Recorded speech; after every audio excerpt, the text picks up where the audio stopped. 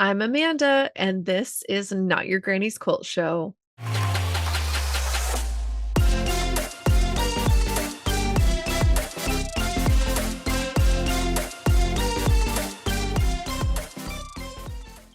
Hello, everybody. Welcome to today's episode. I am so glad you're here. I have such a great conversation for you to get into today. I have Hannah from Honey Fibers on the show, and she is just, we connected on such a deep level in so many ways, and like on the recording and outside of the recording. And so I'm just feel really grateful to be able to bring this conversation to you. But um I was first introduced to Hannah's work through the Gaza and Palestine kind of fundraising and community quilts that she's involved in. So she was doing the stitch their names together where people were coming together to hand embroider the names of um the Gazans who have been killed in this war. Um And then she decided to do her own, um, to contribute something on her own time. So she asked for people to make log cabin blocks out of red, white, and green fabric, which are the Palestinian flag, with a black center square. And also for, watermelon and solidarity. Um, and she received over 200 blocks from people contributing, and so she's able to make multiple quilts, and the money raised from people donating to be entered to win those one of those quilts is all going to two different organizations who are providing mutual aid to Gazans in need, which is all of them. So there's links in the show notes that you can get to find all the information about donating, about where the money is going, and to Hannah's website so you can check out what she also has to offer. And I just fell in love with the project and her kind of like her down to earth approach to it of like use what you can. You don't have to go buy fancy specific fabric. You can just show up with what you have. And let's get some money to these people who need it. So it's been really cool to see how many people jumped in and felt compelled to contribute, and just the space that she opened up for people to feel like they could contribute and gave them something, a way to act. Because it's hard, it's confusing, and can be scary to know what to do. So anyway, beyond her hand quilting and her love of quilts since she was very young, Hannah is just a calm, cool presence in the quilting world and has so much cool stuff to offer. So go check out her website, honeyfibers.com. Check on the Palestine quilts to see the progress. She just recently raffled the baby quilt size, and now she's on to one of the throw sizes. So go check that out, contribute if you can. And um yeah, I just hope you guys really enjoy this conversation. So let's get into it. Hey, fans of the show, did you know that you can get Not Your Granny's Quilt Show merch? Well, you can at nygqs.printify.me. There are all sorts of ways that you can show your love of the show and help me out. There's t-shirts, there's tote bags, there's mugs, there's stickers, and I've tested and used everything that's in the shop. I have samples of everything to make sure that it's as high quality for you as possible. And so there's not a single thing in there that I don't own and have used multiple times to tell you for sure the quality is top notch. So head to nygqs.printify.me to check out the merch. Also, if you join over on patreon.com/, not your granny's quilt show, when you join the welcome package, you receive a Not Your Granny's Quilt Show logo sticker, but you also get the episodes ad free. So head on over to patreon.com/, not your granny's quilt show and check it out. And now on to the episode. Hi, Hannah. How are you? I'm great. How are you? I'm so good. I'm so excited to have you here today. I'm excited to be here. This is my first interview, so I'm super excited. Oh, I feel so Yeah, honored. How exciting. yeah. Well, I've just, as soon as I was made aware of your work and your account, I was just like smitten. So I was like, I need this girl on the show Oh my ASAP. So gosh, I appreciate that. That's so kind. yeah, yeah, of course, of course. Well, um, I mean, we always start at the beginning, so I would love to know how you got into quilting. Yeah, so I actually have been around quilts my whole life. My great great grandma was a big time quilter, and she Oh, was around until I was in my mid 20s. So okay. as a kid, we spent a lot of time, my sister and I, sewing with her. We didn't quilt much as kids, but she taught us how to like the basics of sewing and everything. Hmm. And then she would make us a lot of quilts. Like I probably have like 7 or 8 quilts that she made. Okay. Um, and so I've just been around quilts a lot. And in 2020, when the shutdown happened, I needed, something to do like everyone. And so quilting was the thing that I picked up. I kind of revisited all the things that I had learned from my great grandma in the past Yeah. and never stopped.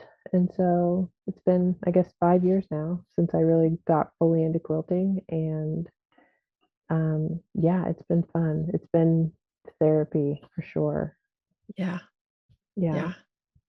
It's definitely nice to like get your hands into something and be really like forced to focus on something when everything else feels chaotic. Yes, that's actually why I went down the hand quilting route because Mm, she was a machine quilter, which I'm not a judgment of anything, but for me personally, like sitting down and hand quilting is so therapeutic and calming, hmm. and it just kind of blocks everything out. Yeah. Yeah, and then you can watch a lot of TV while you do it, so it feels like lazy but productive at the same time.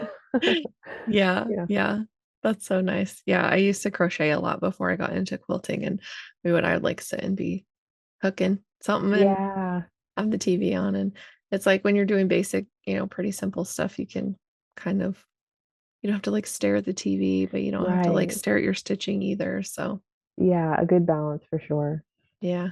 Yeah, I always wanted to get into crochet. My maternal grandma was a big time crocheter, Yeah.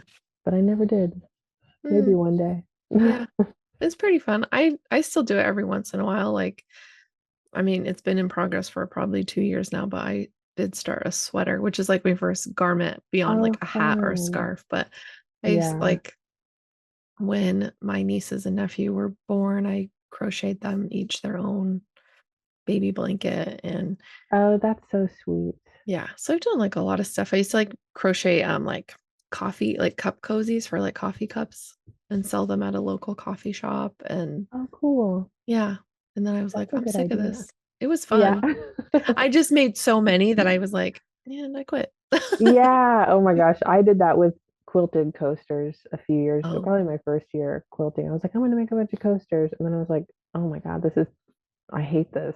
I I've know. never made another coaster since. I know. Like, I, yeah. I made a set for my own house and I was like, wow, I don't like this. This is too small. So Yeah. I feel you.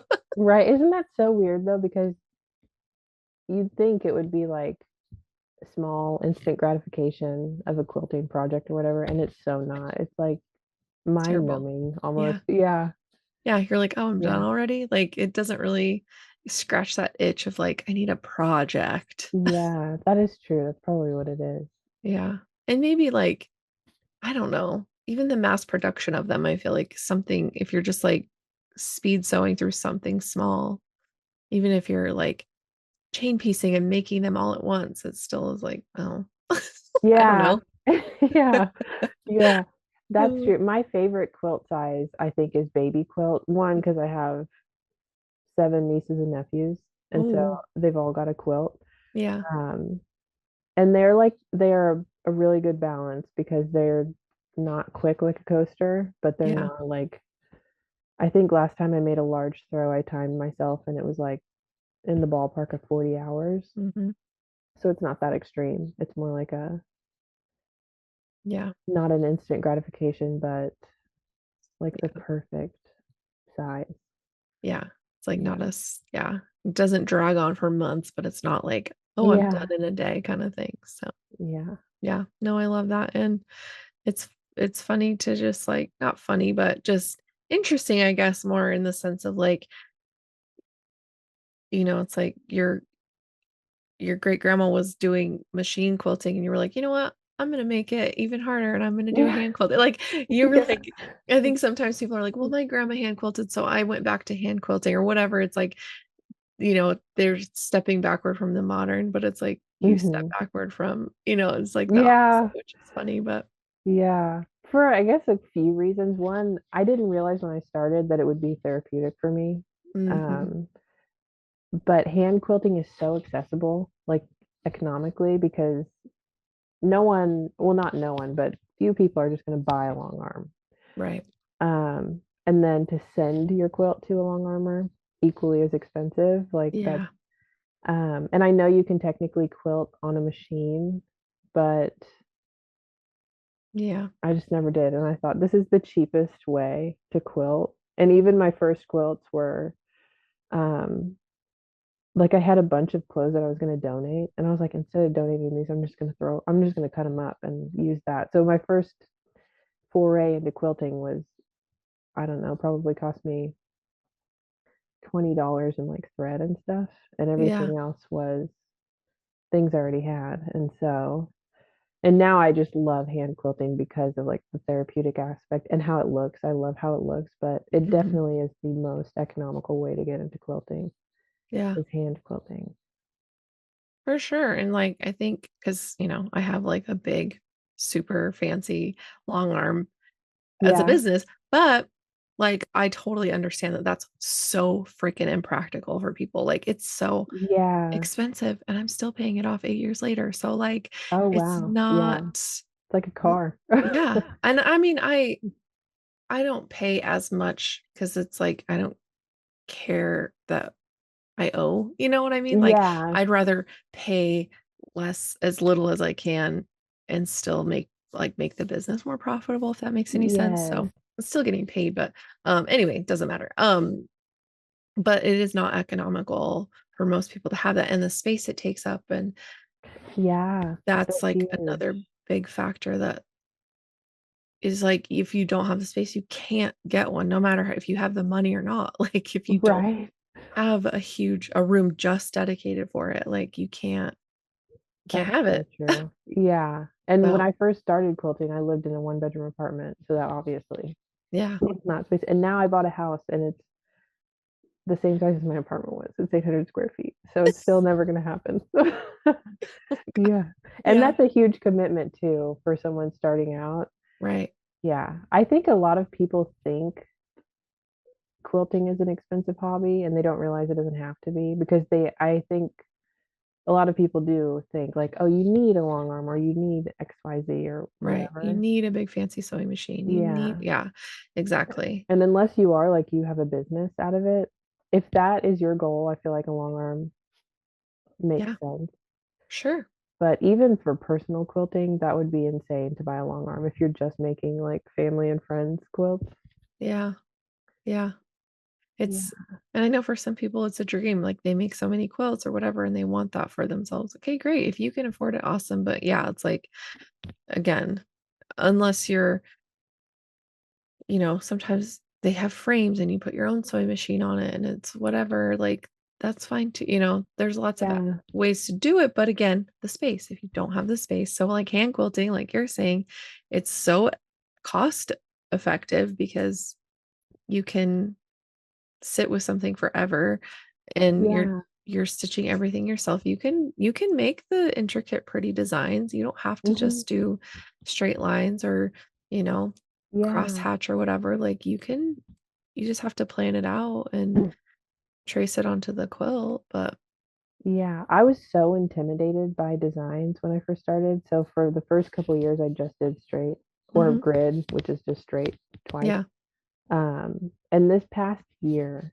I've gotten into doing like curves or flower shapes or whatever, and it's been so fun. yeah, Yeah, and it does take a lot longer. but it's all part of the fun, I think. I don't know. Yeah. Right, like, it's the process, you're not like you said, it's therapeutic, and so if it takes a little longer to get a design that ultimately you want at the end, it's like, okay, you're still feeding into that time for yourself, that, like, Yeah. meditative process, and, like, I almost feel like sometimes if something becomes too much of a, like, muscle memory or too much of a rut, it loses its therapeutic benefit because you don't even Yeah. you can, like, think about other things, you can let your mind wander more, you can, like, kind of pull yourself out of that, like, Yes. that flow zone, whereas if you Mhm. have to think about it just a little bit and you have to stay focused on the task, like, it it just promotes that state of mind versus, like, "Oh, I don't even have to think about this anymore." Yes, that's such a good point. Keeps its So, therapeutic value. yeah, My only, thing that I don't like about hand quilting is it's a lot harder, in my opinion, to sell a hand quilted quilt than it is really. a machine one. Because well, probably not harder if you priced them the same, but the amount of time and work that goes into it, you have to price them higher, Mhm. and a lot of people just don't understand the value of handmade, especially when it's, like, ultra handmade if you're hand quilting, Yeah. because even a baby quilt can take 15 hours from start to finish, Mhm. and that's just a lot of money. Like, even if you only pay yourself $10 an hour, that's $150 just in time, Right. um, and people don't understand. I was at a Dallas farmer's market because I actually used to live in Dallas, Okay. and I had a little booth a couple years ago, and I just had some baby quilts, and this one woman was gonna buy 3, and I was thinking, "Oh my god, that's crazy," because they Yeah. were, I think, 350 a piece is what I had priced them, and they were all hand dyed, they were all 100% linen, all hand stitched. So the material costs alone were gonna be, like, $50 or whatever from the linen and the dye, Yeah. and I told her the price, and she was like, "Oh my god, I thought that said $35." And I was like, "Excuse me? What do you mean you thought that was the material costs more than $35. What are you talking about?" And she just put him down and walked away. And I was like, I get it, like, not for Yeah. everyone, but that reaction to me, I think it made me realize just how little people understand what goes into hand making things. Mm. And Yeah. unfortunately, that's the bulk of the population. Mhm. Very few people look at something like that and see the value of it. They think, I Right. could get this on Amazon for $20. Well, first of all, no, you couldn't. No, you cannot. You could get a small blanket on Amazon for $20, but Right. that's different. And a lot of people don't see the difference. Right. So I've really taken into mostly quilting for people I love and not worrying about ever seeing a return on my time because it's a little bit more demoralizing when you are trying to make money off quilts and you're just not. It kind of takes Mhm. the fun out of it because you're like, well, why am I even doing this? Yeah. So the last couple of years, I've been leaning into um, making quilts for friends, babies, Mhm. family, just from the goodness of my heart. And Yeah. it's a lot more rewarding. I didn't think it would be. When I first started, I was thinking like, why wouldn't I want to make money from spending hundreds of hours of my life quilting? Right. And now I realize that personally, I do get a lot more satisfaction out of like making things for people I love. Yeah. Yeah, and I have a close friend who just did an art swap. She made me a big you know what filet crochet is? The new trend, kind Mhm. of? She Yeah. made me I think it's 24 by 48-inch banner for my shop, and in return, I'm gonna make her a quilt. I was like, "This is so fun to do a little Yeah. art swap." Yeah. Yeah. That's so fun. Yeah, I've done a couple, like, just little block swaps, but it's just so nice to, like, you make something, you get something handmade in return, and it's, like, Yeah. something that maybe you wouldn't have thought to, like, put together, or maybe if it's, like, a different, it's not quilting, but it's still fiber, and Yeah, maybe, exactly. it's not in your skill set, so, like, to trade that is, like, so cool and so fun, and Yeah. yeah, It's so absolutely. special because, you can keep it forever, and Yeah. have that memory too. Yeah, Yeah. for sure. And I can like I can tell you that just on the side of trying to sell quilts that I've made and machine piece, machine long armed, whatever, still Mhm. a ton of hours into it. And people are like, Yeah, you want $150 for that? And I'm like, and that's so cheap. Oh my god. sugar pie. That's like, it's only because the materials were free to me. Like, Yeah, you're paying my labor barely. You know?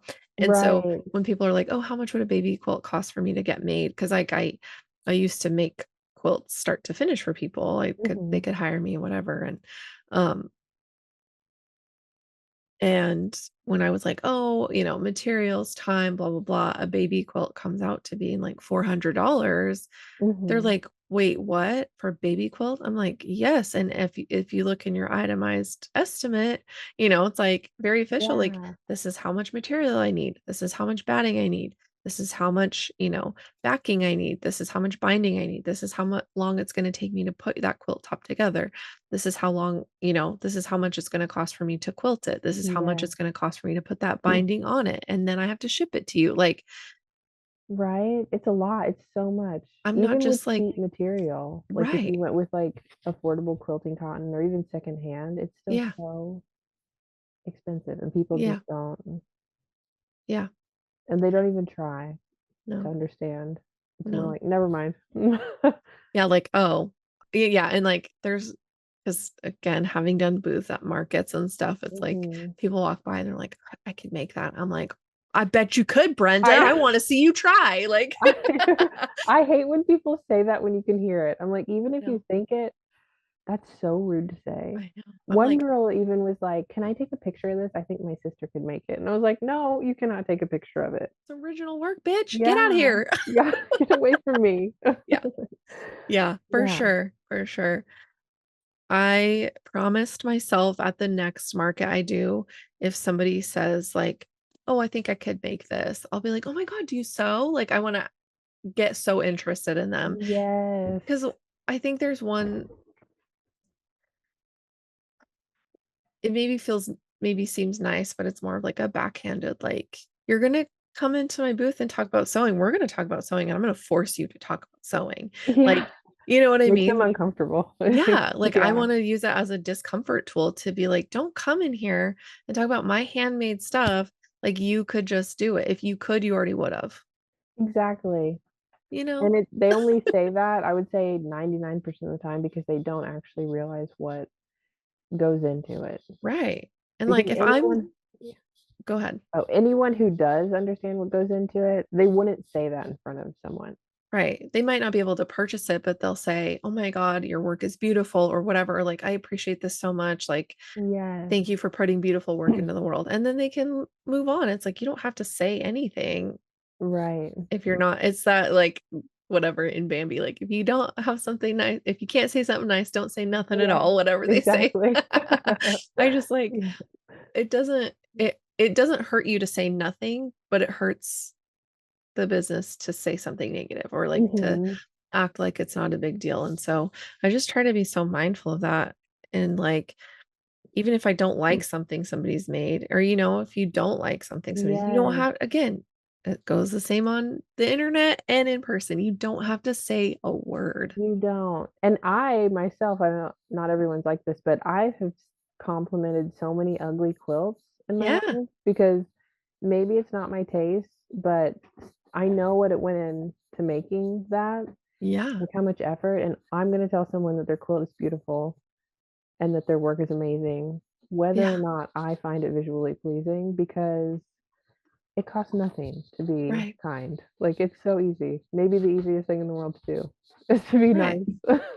right, and it's like exactly, like, what a person put into it, and so even though you may not have chosen those fabrics or that kinda stitching or whatever, like, it's easy to appreciate the, like the things that you can appreciate and to say, Yeah, like, "Wow, that's really great stitching. I never even thought" "I never thought to right. put a design like that on a quilt," or and not even coming from a place of falsity, like No, not yeah, not just being, like, fake nice, but yeah, genuinely, like, Yeah, like, what Good can job you to you because yeah, like, what can that's you truly amazing. choose to appreciate about something? Yeah, I think Yeah, that's, like, been such a lesson for me in quilting and, like, as I grow the business and the podcast and whatever, like, people have opinions, and I'm like, "That's fantastic that you think that, but also this is what I think," and, like, right.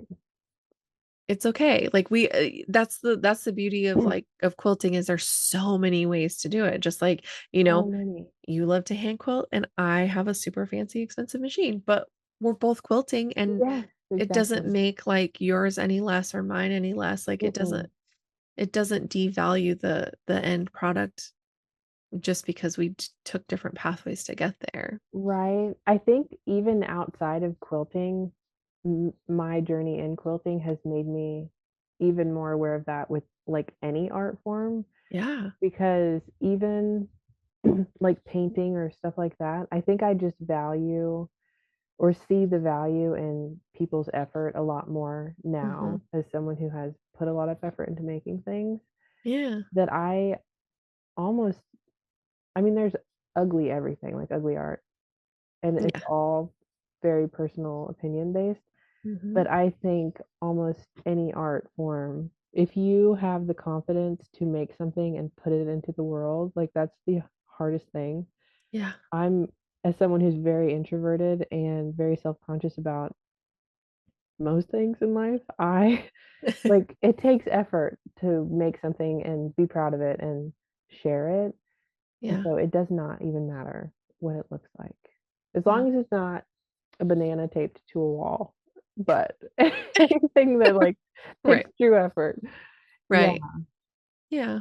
Yeah, absolutely. I agree. I think just like honing my own craft has made me go, "Oh, I see now like the effort that people put in and the time it takes yeah. and the thought and the yeah, and nobody wants to hear, ew, that's so ugly." Right? Or like, "Oh, I could just do that if I threw some paint." You know, it's like, "Oh, Yeah. judgy." Yeah. And yeah, I think, you can have discernment and you can know what you like and don't like, but it also, again, costs nothing to just not say anything or to just move along and Yeah. say something. Especially when there's, like, 1,000 I had a girl that's my least favorite part about social media is the people who feel the need to say something when they should just not. And the other day, I had someone tell me that I was making log cabin blocks wrong, and I was like, What? "What?" First of all, there's like 2,700 ways to make a log cabin block. Second of Yeah. all, get away. And I just blocked them. I was like, I don't even care. I'll block anyone who has even something slightly negative to say because Yeah. I don't have time for that.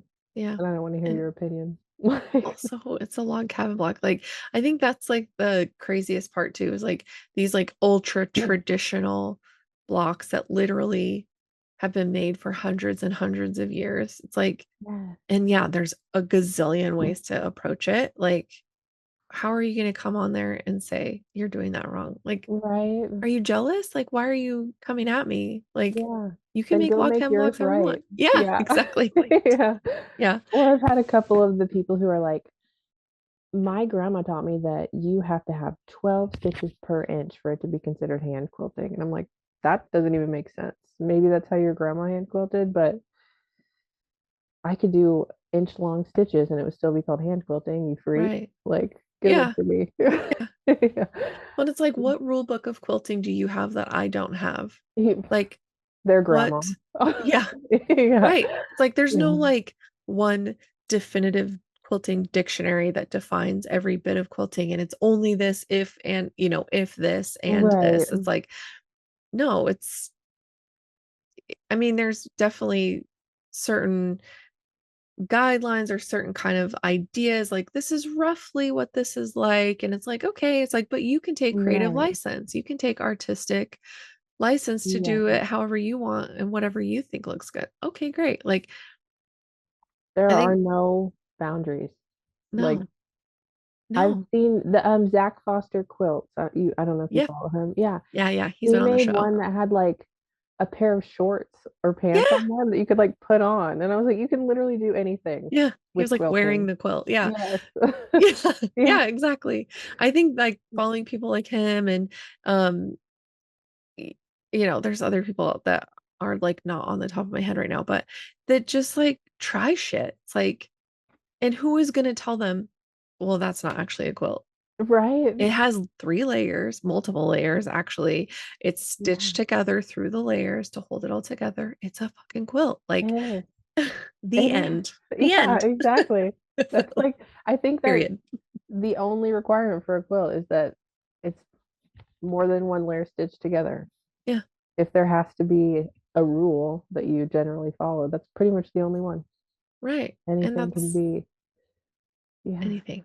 It can be anything, and I love that anything. because I think, like, back to your what you're saying of, like, trying to do it as cheap as possible, like, you can cut up your own clothes, you can sew Yeah. your old clothing together, and that's, like, ultimately where quilting came from is, like, people needed blankets, and so Yes. they were cutting up their old clothes out of necessity to then create something new utilitarian, like, Mhm. it's new but old, but also it can still be used in a way to help the household, and, like Right.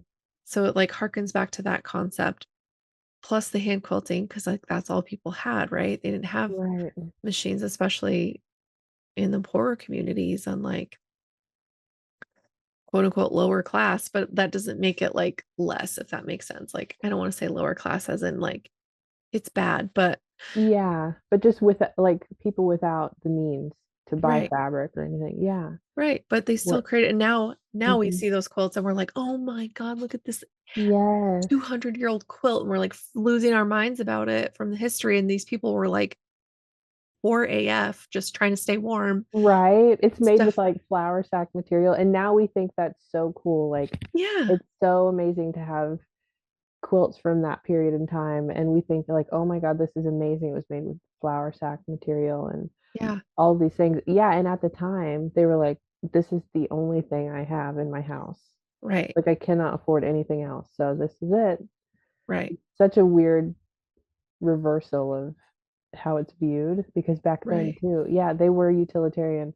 I yeah, know that they s like, quilting was very utilitarian, but it still was a community building thing because especially, like, housewives and mothers and right, stuff who quilted, mhm, that was probably some of their only time to get together and, like, bitch about yeah. things and talk about Stitch and life. bitch, yeah. Yes, yeah, they're original Stitch and Bitchers back Hell then yeah. with, like, depression and stuff, or Yeah, even before that. Yeah, yeah, and now it's just so interesting how things have changed so much. yeah, yeah. I think it's definitely, like, obviously a product of, like, patriarchy that quilting gets looked at as, like, "Oh, that's women's work," but also that it was specifically, like, women gathering and chatting and working on quilts together started to become a controversy because, like, they were telling on the bad men in their lives. They were telling Yes, on the bad people in their community within their circle and keeping each other like, holding their county community accountable that way. And then that's where, like, gossiping got demonized because the women were mhm, telling on the bad men in the church, and so they're like, "Well, it's not godly if you gossip." So now it's like this great sin that we and yeah, like, ways to gossip that's shitty, but there's also ways to gossip that's like, "No, I'm just literally sharing information so that you know what happened to me so that it doesn't happen to you," like, exactly, kinda thing, and yeah, so I think there just is from, like, the greater societal perspective, kinda like you were saying, people come to your booth and be like, "Mm, I can make that." Like, "No, you can't." Like, there's just this devalued kind of view on it of like, yes. "Oh, that's just a hobby, that's just a whatever," and I'm like, An art and "S craft. sit down, we're gonna have a lesson Yeah. right now." Like, I'm gonna put my teacher hat on for 2 minutes, and you're gonna be so annoyed, but now you'll know never to do that again because Right. they like, Yes. it's like people say, "Oh, yeah, my grandma quilted," and I'm like, "Yeah, but what about like, there's a whole it's a, billions of dollar industry now," and they're like, Mhm. "Wait, what?" Or when people say, "Oh, quilting or sewing is a dying art." I'm like, "Bullshit." You just don't pay attention to the people who do it because Yeah, there are literally thousands and actually millions of people who still do it. yeah, Especially now, I feel like especially like the last 5 years or so, it's gotten like it's growing so fast among millennials especially. mhm, I think it skipped a generation kind of like our yeah, parents, the what is that, Gen X?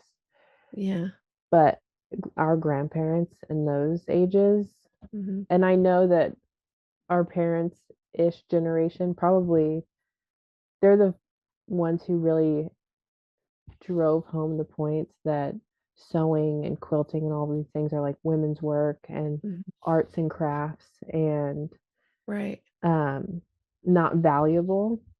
And then we, as millennials and then younger, are seeing yeah, the value in it now. And I'm really hoping it becomes more of a mainstream shift yeah, because, and that's another, like you kind of hit on how quilting was seen as like women's work. And I think a lot of that is the root cause of why quilting is also not widely seen as an art form, mhm, which drives me insane.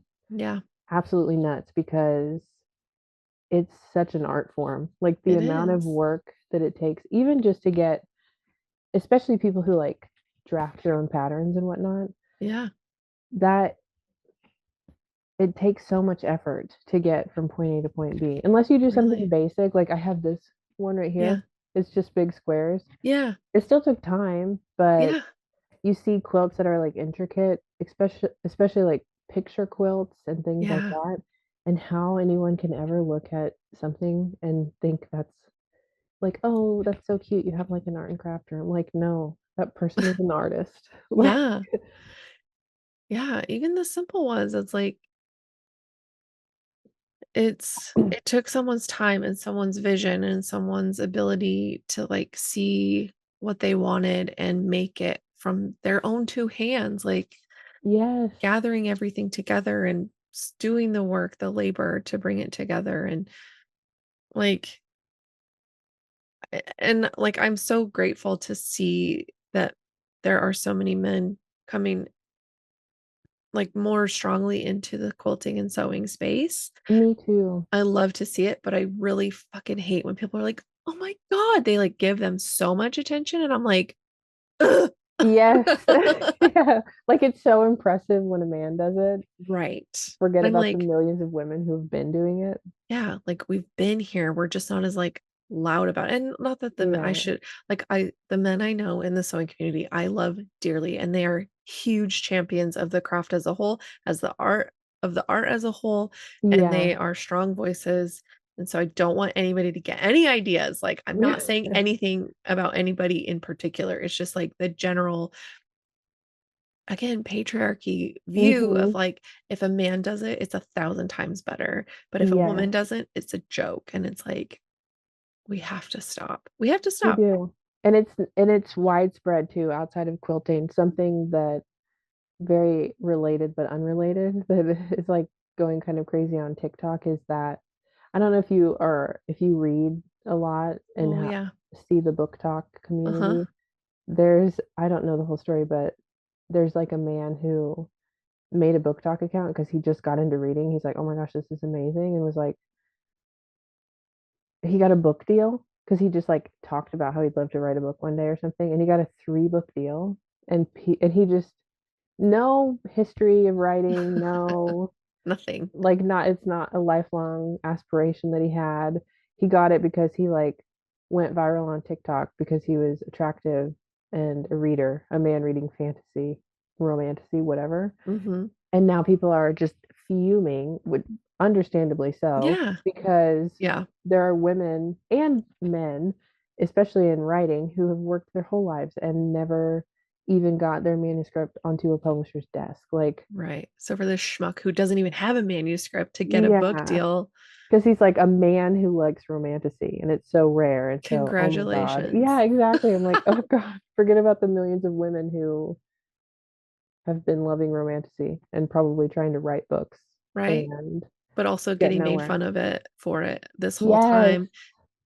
And I think that's, Yeah. like, the thing that's so annoying about it too is, like, when women like it, it's like, "Oh, that's stupid, it's silly, it's like, whatever," but then as soon as a man's like, "This is actually really good," everybody's like, "Really? Tell me more." And it's like, Yes, "Bitch, please, I like, are you know, kidding me?" right?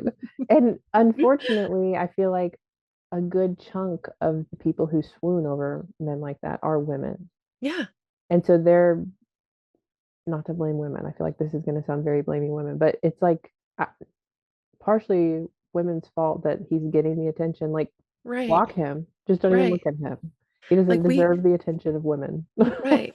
Yeah, and that's the thing too is, like, we are also socialized and we are conditioned to value men above Yes. ourselves. We are conditioned to think that way and to act that way. So, like, it's not blaming women.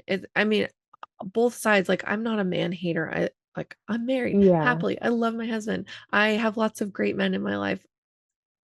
It's like the society that we have created, that us humans have created and put in place is how we got where we are. And it takes both Yeah. men and women together to change Yeah. that. So men have to stop playing victim to women and women have to stop playing victim to men And decenter men. and decenter men, like the patriarchal idea that just men are better just because they have a penis, like Yeah.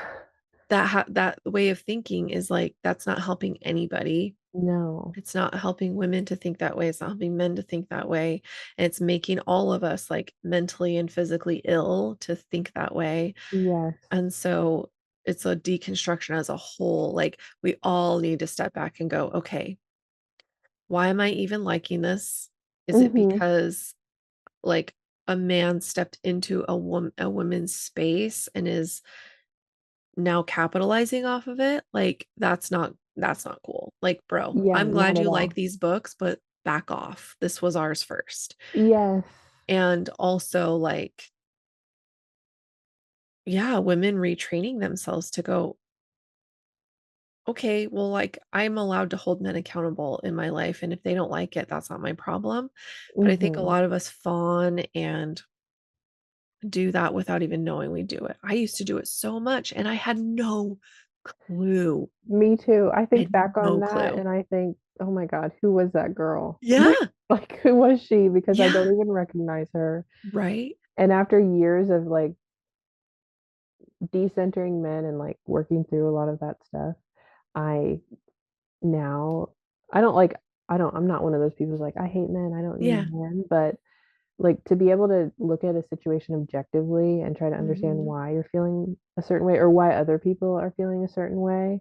Yeah. And a lot of times you realize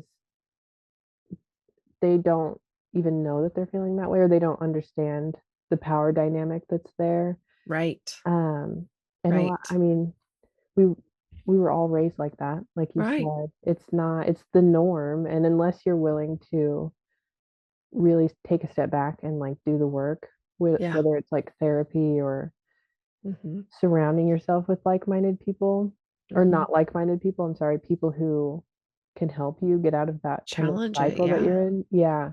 Yeah. It's hard. It's so hard. It's And really hard. and yeah, I think my awakening happened when I stopped drinking about 4 years ago. Okay. And I was like, oh my God, who, what, Yeah. where, who Yeah. am I? Like, Yeah. Yeah. Oh, you're another sober yeah, sister. Yay. Yeah. yeah. Are I you? stopped drinking a couple years ago. I think Oh, in cool. September it'll be 3 years, but my husband's been sober for a long time. And so like, yeah, it does, it changes like when you're like so focused on that and you're like drinking yourself to be numb, but also like a different personality comes out almost like Yeah. it's kind of, I don't know what, yeah, like you were talking about your experience. Sorry. Go ahead. Oh, you're fine. No, you're fine. I love that we share that experience. Yeah, September will be 4 for me. Oh my gosh. So I Okay. woke up on my 30th birthday and I was like, I think I'm gonna stop drinking forever. Yeah. And then I did. And I didn't realize at the time that I like had an issue. Okay. Like I knew I drank too much, Sure. but also I'm a millennial. Like Right. the 20s for us were our 20s, not the 1920s. The 2020s. Yeah. Um, I feel like Yeah. it's just like ingrained in us to go to breweries and go to wineries and go to brunch Right. and bottomless mimosas and Mhm. partying and Yeah. even in high school, that's where it started, like partying in fields, and Yeah. it was crazy and it was normal. So that's what all of your friends do and Mhm. whatever. And so when I stopped drinking, I had a little bit of a rough time, like, because I really did go through a period where I was like, who am I? I don't Yeah. know anything about myself if it doesn't have to do with like meeting friends for drinks. And I think that's the hardest part about being self aware and sober and Yeah. generally a kind person is that you look at people and you think, you have no clue. Like, Yeah. You're so lost. you're Yeah. so lost and you don't even know that you're lost. But Right. Yeah. like, so many people don't know who they are deep down to their core because of the way that we all were raised to Right. value like to value men and to value like status and just all the wrong things. Mhm. um, so I Yeah. have done a lot of therapy Me and too. yeah, yeah, So much therapy. so much. Yeah. But Yeah. yeah, it's been life changing Mm. and hard because when you Mm. choose that life it is so hard, especially when you're surrounded by people who are not choosing that life. Yeah. Even now, even still, like it ended a lot of friendships for me. Mhm. And the couple friendships that I held on to, I'm very appreciative for and I value those friendships. Yeah. Um, and I think the only one long-term friendship that survived me getting sober was my best friend who also got sober at the same time. Oh And my that's like gosh, okay. Yeah. the only reason that worked for Yeah. I was gonna say, that's yeah, interesting because, like, sometimes when people choose to get sober together, like, not that you guys chose at the same time to do it together, like, "We're gonna hold each other's hands and get through this," kinda thing, but, like, yeah, and even if you did, whatever, but, like, a lot of times people don't, because they start to find who they are, they start to see why they're, "Oh, I'm numbing this. I'm covering yeah, this, I'm hiding from this," whatever, you start to see all the things that the patterns of like, "Oh, I drink when I feel this way because of this, whatever." yeah. You like start to take a different path. And so a lot of times, like you're saying, friendships don't survive, especially if people are Mhm. like not in that space to either accept that you're not drinking anymore or that they're like not as focused on alcohol or whatever. But it Yeah. was crazy, like, because I mean, as long as even before, way before I knew my husband, he's been sober. And so Oh, that's amazing. yeah, it is. He's like a kick ass, but because he doesn't, it just became more and more and more obvious that like so much of like my family, that's all they focus on. That's all they do is drink together. And I'm like, Yes. what am I supposed to do with these people now? I don't drink. And like Right? being the only sober one in a room is not fun, as you probably No, it's know. not. And like, there's times where it's like, yeah, I'll be the DD for this situation because whatever, I'm fine. It's people I do want to Yeah, see that do care about me, that know me not drinking isn't like, it doesn't really truly affect their lives in a sense that like right. they don't have to not be my friend because of it or whatever. But it's just interesting the things that did come out from it. Cause like I didn't really have a problem per se, but it was more just like I would just drink with the family or my friends just because everybody else was drinking. Yeah, And it was like starting to affect me physically. Like I was having these weird physical reactions to it. And I just am like more and more I was like, why am I doing this? Why am I even doing this? And I was like, yeah. I'm just done. I'm done. I don't care. And for health reasons or otherwise, like my two closest friends, they also decided to stop Oh, drinking. that's So like amazing. now the three of us don't drink. And so it's like no pressure to like, oh, I need to Yeah, grab beer on my way over. I need to like make sure there's a bottle of wine or whatever, because none of us drink yeah, anymore. So it's like, okay, I'm gonna grab, I've got the Diet Coke, I've got yeah, juice, like whatever. Like we can make these right. little mocktails I cooked up or whatever. And it's like, it's just so nice to like relax and know that there's like no pressure to like try this newest, latest alcohol thing that I just brought. Like, I don't know. It's Yeah, just crazy. Like, and I yeah, think too, it does make space for well, I can decenter alcohol from my life. What else can I decenter? What else can I Yeah. choose to remove that is in my way of knowing who I am? Yeah, and, like, what have I lived my whole life thinking was okay just because it's the Yeah. norm? Yeah. Yeah. Yeah, and so, yeah, it definitely opened the door for deconstructing a lot of Yeah. life and, like, what you're just taught just because, like, Mhm. all of those just because beliefs, Yeah. um, and it's depressing, but exciting, and, like, Mhm. just so many emotions wrapped up into it, and now I'm far enough removed that Yeah. I'm fine now, but, Right. yeah, it's crazy. It's a roller coaster, though, when you Really. make that choice. Yeah. Yeah, Yeah, really, really, truly. And well, I mean, I hate saying I'm proud of you to people that I had nothing to do with anything about their success, but from like a deep, like human to human, like you did something really hard, like congratulations, because it is so hard thank to like you. face yourself like that. Yeah, it And really is. it's meaningful. Yes, it is, and congratulations to you too, Thank you. because we both know how hard it was. We truly do understand. I know Yeah, we have very different lifestyles and stories probably, but I think sure. I imagine when you go through something like that, the commonalities are more than the differences. Yeah. Yeah, no, absolutely. Yeah, And I think it's all like my husband just got his therapy license. And so amazing. as he was, like, going through school, I was, like, listening to stuff he was listening to, reading books he was reading, and so all these Oh, things yeah. I say we, I have an honorary master's degree now. No, I'm just kidding. Yeah. I gave it to myself, it's fine. Um, but just all the stuff that I we were learning through that about, like, why addicts get addicted and why people it's like, it's not just the drug or the alcohol itself, and, like, some people view it's like, "No, it's a disease." It's like, I mean, yes and no, it's epigenetic. It's like, "Oh, my parents did it, so I do it, blah, blah, it's genetic." No, it's comes from a place of, like, unhealed trauma. You've Yeah. watched everybody you know numb with this substance, and so it again, yeah, it gets normalized. You don't even think it's Mhm. crazy or weird that everybody's drunk all the time. Like, you don't think it's weird that you're getting abused all the time because that's just normal to you. Like, Right. nobody talks about it, so it must be fine, and, like, nobody's raising the alarm, so it must be Yeah. fine, and so you don't know what you're putting up with until you know, and then when you know, you're like, "Holy shit." It's like a dam, like, the dam breaks and everything comes Yes. flooding, and you're like, "My whole life is a sham." Like, "What's Yeah. happening?" Right. So, it's just been so Yeah. interesting, and I think that coupled with stopping drinking and all the therapy I was doing and, like, yeah, the soul searching, like, who the fuck even am I? Like, who is this girl I'm staring at on the frickin' screen, like, multiple Right. times a week? Like, listening to myself talk, watching myself interact. I'm like, this podcast has been, like, such a huge catalyst for a lot of that too. Just like, That's amazing.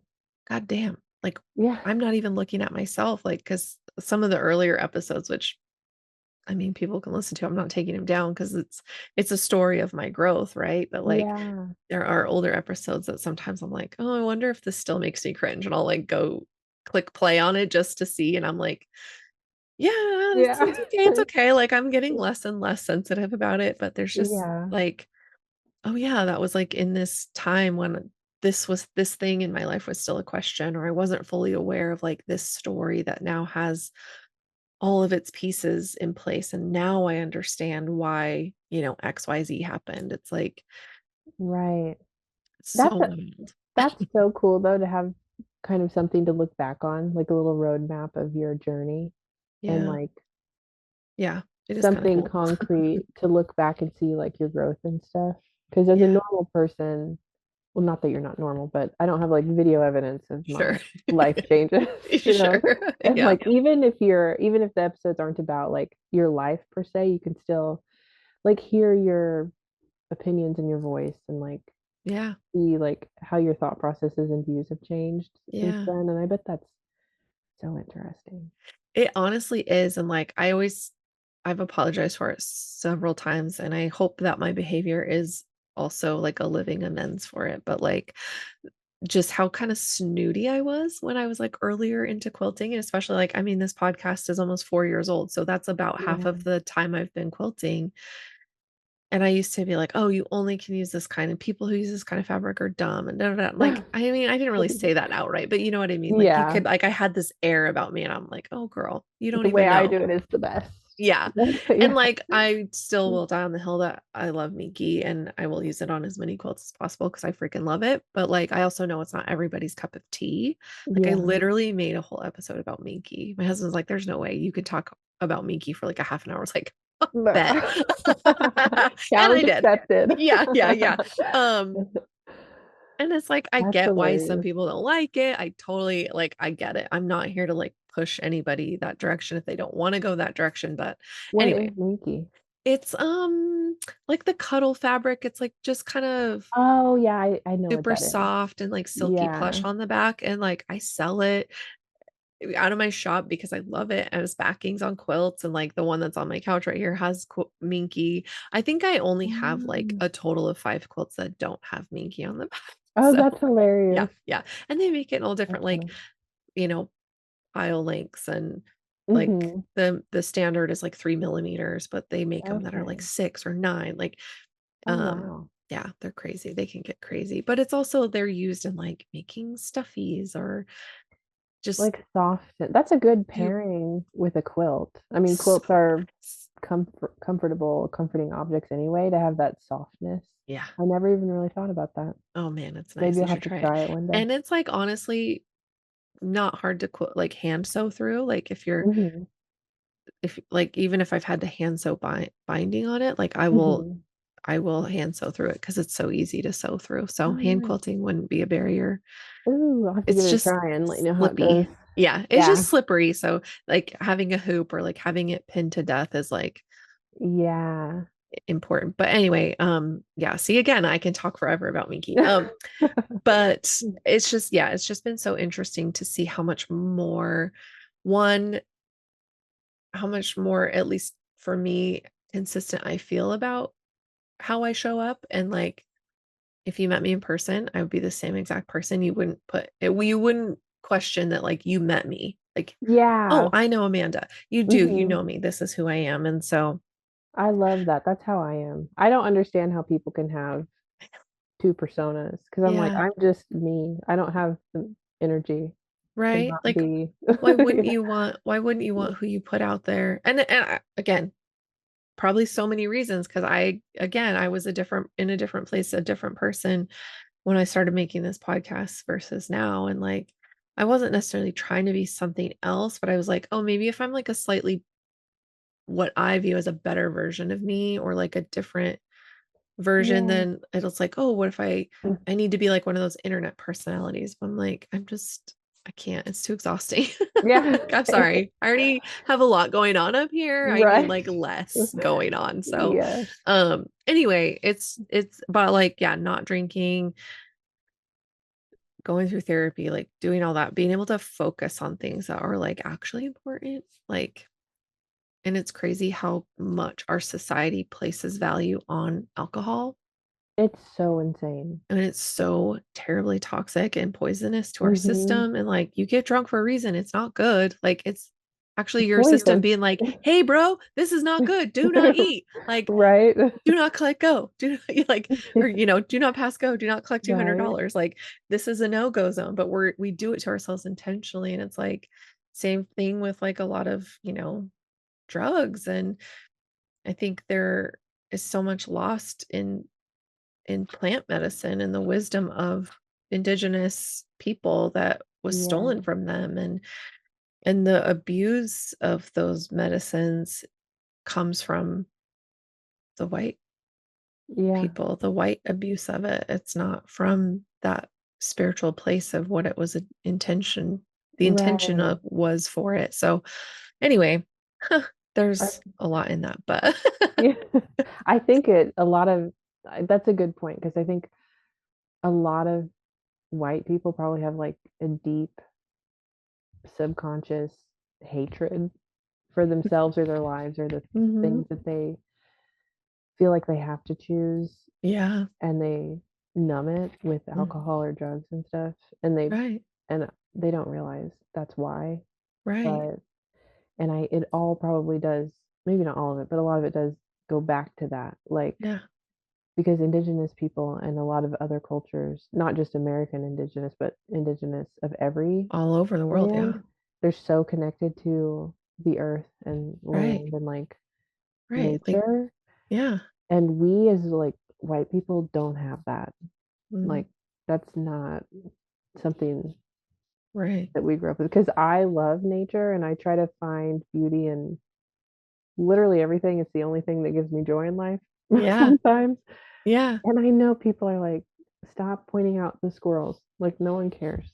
I'm like, "I will but die on I the hill." care. Yeah, Like, seeing a pretty tree will make my day. yeah, Like, literally, me walking too. barefoot, like, Yeah, just all of that is so, and maybe it's because I am sober, mhm, but I am just like, if you can't find happiness in that most basic, beautiful thing in life, yeah, that you're gonna have a sad life right, because right, it's like uh, we'd so much rather numb everything and create a, billions and billions of dollar industry around it than to actually yes, face our emotional selves and to, like, work on our emotional selves and, like, it's it's just but beyond, like and it's uncomfortable, like, growing and learning yes, and getting to know your inner self and understanding yourself and your emotions and talking about them is hard and uncomfortable, but the more you do it, the yeah. easier it gets, and, like, my husband had kids before we met, so, like, I came into a ready-made family, like, Mhm. I married into having children, which was so great, and I love our boys so freaking much, and that was, like, one thing that he was like, "This is a non-negotiable, like, I am gonna do everything opposite that how I was raised because I had a really shitty life, like, it was really hard growing up, and I don't wanna do that to my kids. I want this to be a Yeah, safe space for them to talk about their emotions, to understand their emotions, to mess up and, like and we're not gonna be the people that turn them away because we are who they have to teach them how to yeah, exist in this world, and I was like, "Oh my that's god." amazing. Yeah. So that alone, just like I'd never met anybody like that. I had never like been in an environment where it was okay to fuck up and talk about it Right. and then we move on. You're not punished, you're not in trouble, you're not like you're like I'm not taking my love away from you just because you made a mistake. Like and it's Yeah, like that was so healing too in and of itself. So anyway, I it's just bet. been so Yeah, interesting. So so interesting. Life but is so beautiful though when I you know hit that point and, like, it really fully is. understand. Yeah. Yeah. Yeah, no, I totally agree, and I think it just has made me appreciate quilting in a different way and Same. be I able don't to think I would be the same quilter that I am now if I hadn't got sober. yeah, I think I probably would have still kept quilting, but my priorities would have been completely different. Because when you're mhm, drinking, drinking is a priority yeah, and it, like, clouds a lot of things, and I feel yeah, like, yeah, my quilting practice has it's, like, exactly what I want it to be, and I think that is only because I'm so aware all the time, like, I'm always sober and I have like, I just know what I yeah, love and I'm doing what I love, and yeah, yeah, it has, and it also helped too, like, I think being sober helped quilting, but quilting definitely helped being sober. right, you have something to do. Yeah, You're yeah, not like, "Oh, I need to get a hobby all of a sudden." It's like, "No, I have a right, hobby and I can just yeah, put more energy into it." Yeah, yeah, for sure. I think that's yeah, it's crazy. It's it's crazy just like how things shift and mhm, especially it's when they're good. positive. Yeah, yeah. I love I that you're also sober. That's been my favorite, tidbit of info oh. from this call. Yeah, 'Cause so few people are. It's nice to yeah. feel like you relate to someone on that level. Yeah. Yeah, for sure, especially because it's like the go-to, like, "Oh, we should go get drinks sometime," and I'm like, "Can we go somewhere that has mocktails? I'll get a Yeah. soda," it's like and it's fine, it's like, I mean, I it's not like I'm gonna go and have a drink all of a sudden and, like, ruin my own life. It's like Right. I'm not on that trajectory. I never was, but, like, I'm also still not, and I feel comfortable enough to say, like, "Oh, I don't drink, but I can meet you there," or whatever. It's Yeah, like, I think exactly. also that, like, not taking everything personally. I think also growing up with, like, a ton of food sensitivities and food allergies, like, I used to just, like, not, like, make it a big deal because I didn't wanna, like, interrupt other people's good time because I'm Yes. gonna die if I eat mangoes or I'm gonna die if I have dairy. It's like, Right. and so I would, like, sacrifice my own well-being, again, fawning, to please Yeah. other people so that I wasn't in the way or I wasn't a problem, and then but then as I started to shift and, like, really focus on, like, not consuming those things anymore, that was also a time when I had to, like, really be like, stand on businbusiness, like, my health Yeah. is the most important thing to me, and if you don't like that I can't eat mushrooms, that is not my fault. Yeah, to I set didn't choose boundaries. this. Yeah, and have people disrespect those boundaries that you set, I think is a very good reflection of who they are as people and not you. And Yeah, so, but another thing as women that we're taught is to not be an inconvenience and yep, like for not sure. disrupt. And I'm the same. I have a lot of things I don't eat: dairy, Mm, meat, eggs, anything. yeah, yeah, same. And a lot of people at the beginning were like, "You can just have one bite or just have this bite." And I'm like, "If you can't respect the fact that I am not going to, I don't want to, and I can't, Yeah, then leave me alone." yeah, yeah, and, like, the people with the biggest problem with it were like, my extended family, like, my grandparents, my uncles, like, Yes. and still to this day, like, 8, 9 years later, they're like, "Oh, come on." I'm like, "Why? Do you wanna watch me have an Right? allergic reaction? Are you going to Right? take me to the hospital when my body can't regulate anymore because I've eaten Yeah. things that it can't deal with?" Right? And And what they're does it like, matter to you? Like, "Yeah." I'm like, why do they How does care?" me not eating that steak harm you? How does it hurt you? Right. You asked me if I wanted steak, I said, "No." How does that End of hurt you? story. Right. Yeah, and, like, my grandma kept going on and on about it, and finally, like, 2 years ago at Thanksgiving, they stayed at my house, um, during because there was, like, not enough beds everywhere else. Anyway, doesn't Mm. matter, and she kept saying something, and I was like, "You know what? When you talk to me like that about my food sensitivities, I don't feel loved," and she was like, "Oh." I was like, "I can't eat certain things, and I'm not going to eat them because the consequences that I have to pay for it are not worth it to me." Right. I am the one who Yeah. has to deal with that physically and mentally and emotionally because I Yeah. literally feel like a crazy person trying to rip their skin off when those allergic reactions hit. So, like, Right. I'm not gonna do it. And she was just like, "Oh," and hasn't said a single word about it to me Oh, well, since. that's good. And I was so scared to say that, but my therapist was Yeah. like, "Just say it. Yeah.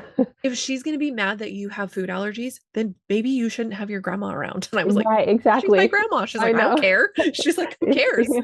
You know? I feel like that's something that as an adult, you just have to get over. Like, if family like, another thing that was drilled in your head, Yeah. or our heads is, it's family. You have to be around family, or you Yeah, have but they're to, your like, family. I don't give a shit if they're Yeah. my family. Like, Like, if they wanna disrespect me or be mean or yeah.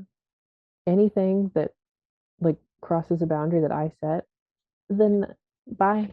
Like, Yeah. I don't care. You're Yeah. my mom and dad? Then respect me or don't talk to me. Right. It's like, I don't Like, owe you anything. I don't like, right? yeah, you gave birth to me, but I don't owe you anything. Like, you have to earn No. that. Just Yes. to, like, I mean, and it sounds conditional. It's like, I can love you from a distance Mhm. if your behavior and in my life doesn't benefit either of us. Like, Yes. and that's kind of, yeah, again, I'm kinda in that space too with family members, and it's hard, but it's like, But I if don't you know can who I respect them, am. Yeah, yeah. But if you can respect them as people, then why can't they respect you? And that's my exactly. thought process. Yeah, Like you got like my parents, if you live a certain lifestyle, not my lifestyle, not one I would ever choose for myself, but that's your choice.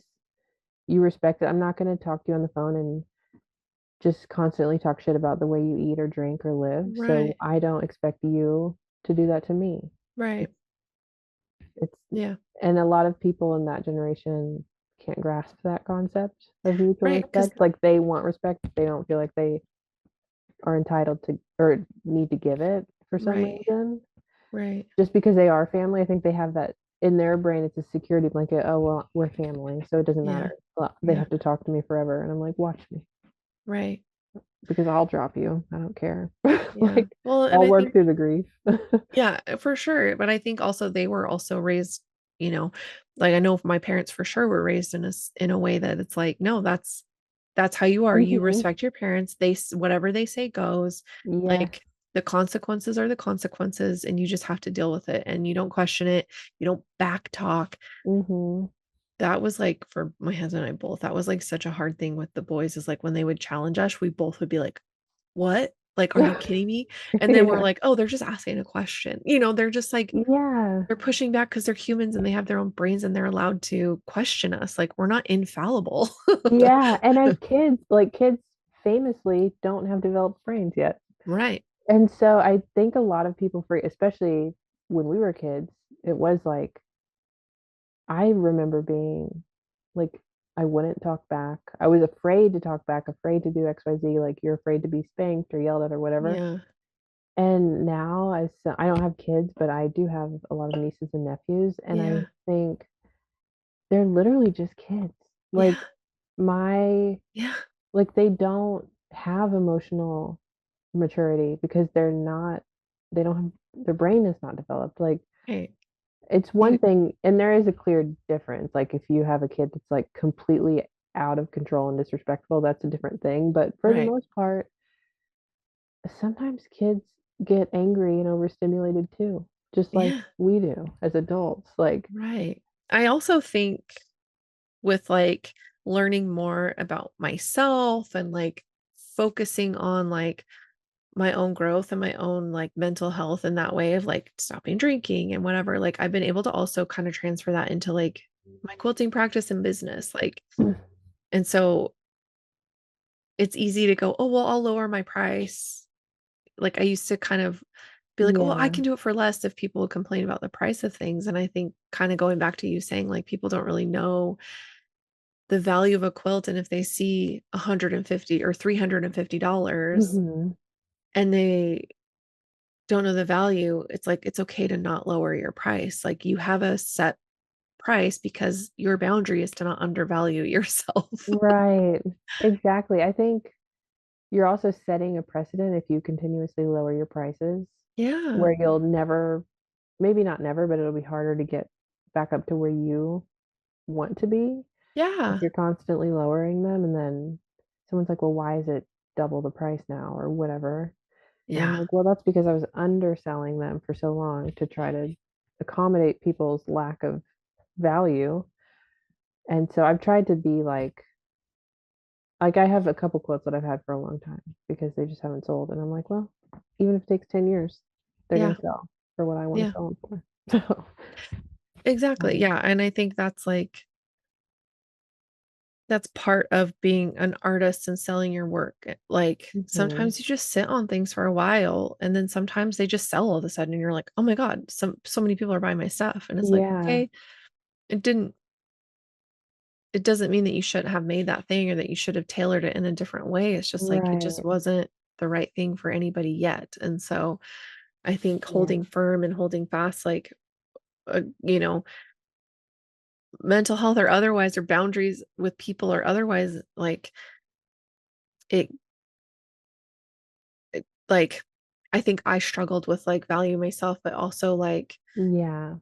standing in my own value and, like, not letting other people determine what my value is, and so I think by doing those little practices of saying, "No, I will not change my price for you," is, like, building my trust back up in myself Yes, exactly. It because is I very intertwined with your yeah, own perceived value of yourself as an individual right.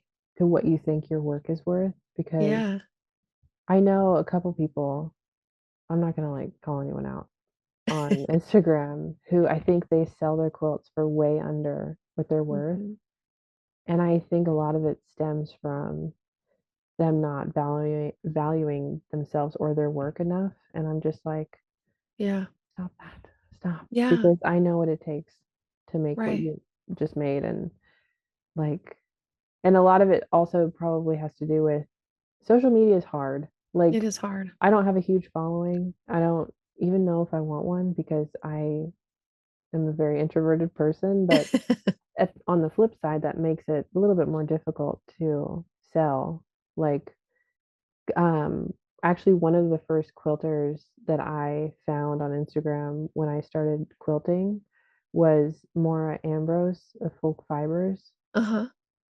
and her quilts sell for like 10K plus, the big ones. Yeah. And she has this huge following. Like, she sold a quilt to John Mayer and like crazy stuff. Okay. And Yeah. I'm like, at the beginning, I was like, oh my God, I can't even imagine ever getting to that point. And I'm like, but she started somewhere too, right? Like, Right. Right. and I think she's been quilting for 15 years or more. I don't know, a long time, way longer Yeah. than I have. Yeah. And so it's a lot of that. You just have to, and I listened to a podcast with her one time, and she said when she first started quilting, she was like, I'm going to make baby quilts and I'm going to sell them for $500. And I think her mom was like, that's crazy. And she was like, and I stuck to my guns Yeah. and I did. And I was like, that's all I needed to hear. I'm Yeah. just gonna stick to my guns. Stick to your Like, guns. Yeah. yeah, Like, and you have to start like my husband and I were just talking about this the other day because like he was like has always wanted to have like make his own YouTube channel where he like plays a video game he loves and which is fine. yeah, But he'll like start and then I think he's like afraid of it not being perfect. So then he comes up with like all these different ideas and like overcomplicates it to the point where he yeah, like never does it. And so this time I'm like, what if you just start?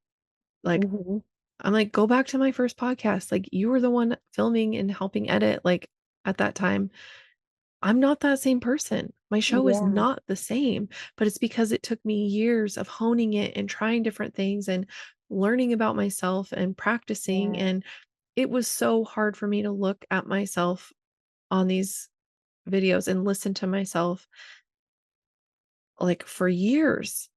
And just in like the yeah, last year-ish, year and a half-ish, I've finally started to go, yeah, that's just who I am. I'm yeah, out in the world. If you met me, and I think that's part of it too, is like you just have to like hear your own voice over and over again mhm, to get comfortable with it. And I think so I was just telling I'm like, we wrote it on this board. I said, done is better than perfect. And he's like, oh yeah, I used to hear that all the time and yeah, like create video creation like other videos about video yeah, creation. And I was like, yeah, we say it in the quilting world all the time. Like, done is better than perfect. Get that quilt done. Don't nitpick. Don't yeah, overanalyze.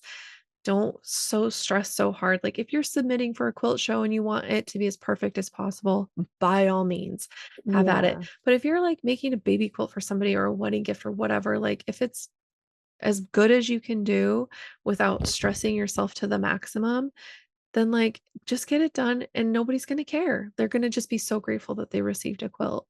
yeah, especially at the beginning because Yeah, your taste is gonna change. yeah, With quilt, yeah, like, when I look at my first quilts, I'm like, "Who is that girl? That right, what did she do?"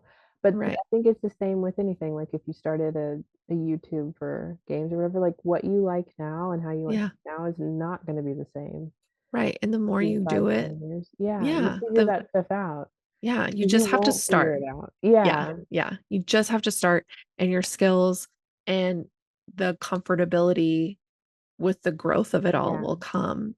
But you have like, if you never do it, you will never find that, like, you'll never yeah, hit that exactly. sweet spot. So, anyway, it was just interesting that, like, that kinda came up because, yeah, like, if you stick to your guns, then eventually the right people will find you, and I feel like that was how, Yeah, my mom and I were underselling our services, and I was like, "We're mhm. not" she's like, "We're not making any money," and I'm like, "Yeah, because we're not charging enough." She's like, "Well," I'm like, "I tried to tell you." I'm like, "Mom." Yeah, She just had to be willing to hear it, but I think it was just, like, she was also in that traditional housewife role where sewing was her hobby, and it yeah, didn't have really any value beyond just, like, something she did for herself or, like, for us kids, like, she would make us stuff right. for if I was like, "I want this princess dress up thing," she'd make it for me, Yeah, which honestly is one of the most valuable things in my life that is an now amazing thing. looking back and, like but when I was like, "No, our time is worth money." Like, if we're having a business, then we need to get paid, and, like, if people don't wanna pay it, Yeah, then we're just not the people for them. Like, and there have been plenty of times where people are like, I want you to replicate this exact quilt. And they'd find some, picture of something on Etsy and send it to Mhm. me. And I would look up the account where it came from. And they'd be like, I just want different colors. And it's like someone selling an Elizabeth Hartman pattern. Like they made a quilt from an Elizabeth Hartman pattern, which are famously like 1,007,000 pieces, Ooh, like for $200. I was like, oh my God. that's crazy. And I'm How? like, "Oh, I can do that in a baby quilt for this much." And they're like, "Well, I can just buy this one for this much money." I'm like, "Yeah." And that person is severely underselling that quilt because the materials alone would cost $200. I was like, That's "I'm sorry, I can't do it for you for that amount, but this is how much it costs for me." And it's just like, "Well, I'm just right. gonna go buy that then." I'm like, "Okay. I wish you the best." Like, Yeah. it doesn't It have to hurt my feelings either because if someone doesn't see my value, I'm not willing to undervalue myself for that yes, person. So, exactly. we're all standing on business over here, and I love it. Me too. Yeah. Um, Yeah, it's I had my first one of those this earlier this year. A random person reached out and wanted a commission, and they sent me a picture of another quilt. Um, and I told them the price, and they were like, "Okay." And I was like, "Oh my god, yeah, okay." I love when that happens. Yeah, I'm because like, I "Thank you." thought, surely I'm gonna tell them the price, and they're gonna be like, "Never mind." But they were Mhm. just like, "Okay, cool." And I was like, "Oh my god, I wasn't prepared for that." Right? You're Like, like, "I'm ready to fight," and then you're like, got your hackles up, and they're like, "Okay, cool," and you're like, yep. "Wait, what do I do with all this energy now?" Right. Like, For I the was ready next to, like, 12. get defensive, and they're like, "Okay." Right. You're like, "Oh, I wish everyone was like that. right, I know." It makes it so much easier when they're just like, "Whatever it costs." I'm like, "Okay." I know. But then you have to, like then you have to be a trustworthy person, right? You have to step up and you have to be the person with integrity that's not gonna, like, price gouge just because this person said, "I'll pay you whatever it takes." Right.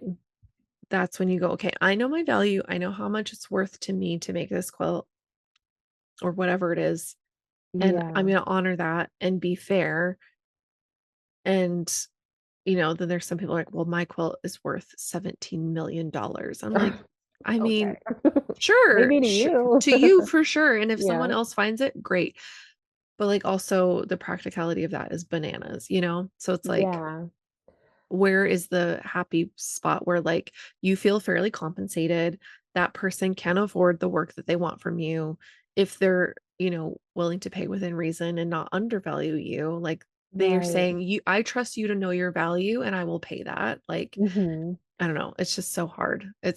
I It is. made I made an Excel calculator for Yeah. myself because I was, like, struggling, and I found a Yeah. really good I saw a reel one day years ago, and it was, like, how to price art, and it wasn't for quilting, I think it was a painter who had done it or something, but I Okay. took the same concept, Yeah. and so, like, materials, time, hourly wage, etcetera, Yeah.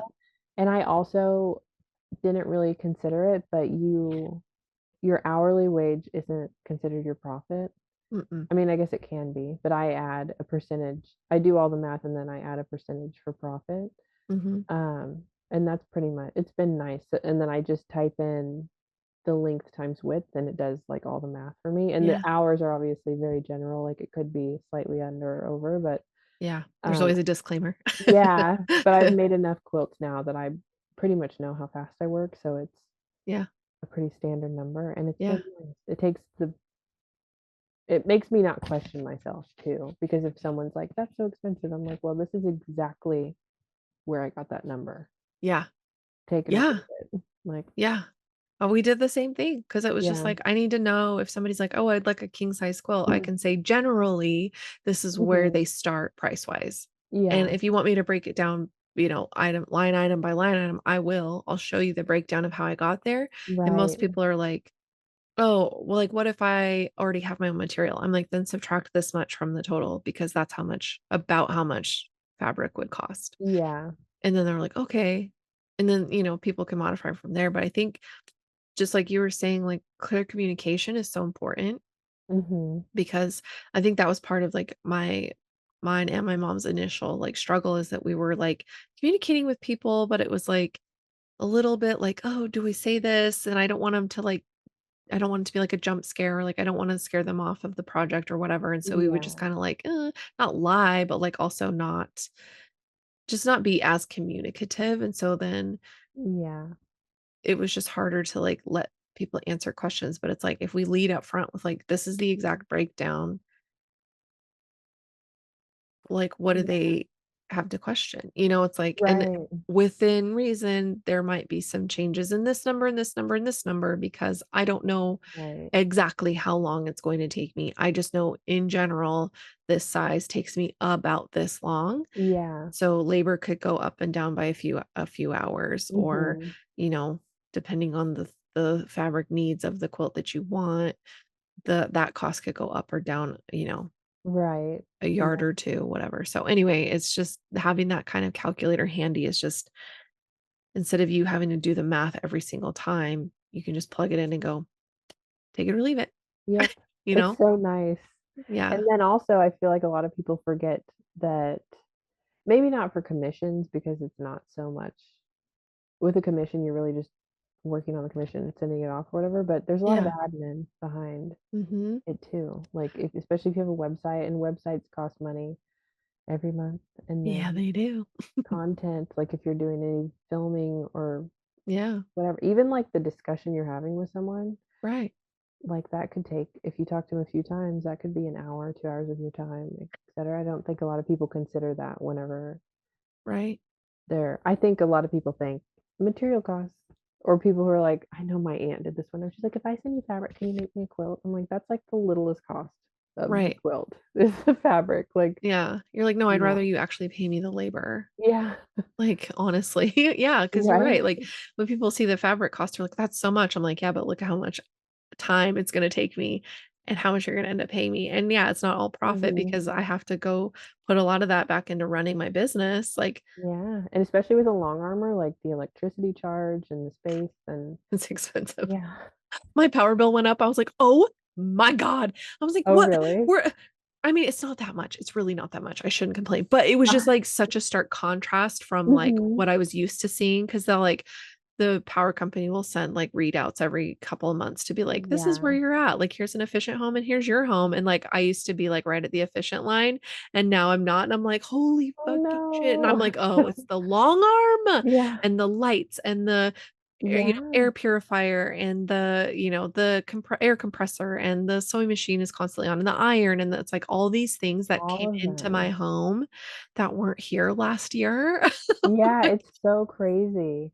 It's it's so crazy, all the little fine. things. Yeah, yeah. Anyway, so I totally get that. But okay, I want to ask you about this before because like we've talked about so much stuff and I love all of it. But you have been doing, and this is how I actually you came to my attention was you started doing like log cabin red, white, and black and green blocks for Palestine to raise money to Yeah. send to humanitarian aid efforts in Gaza.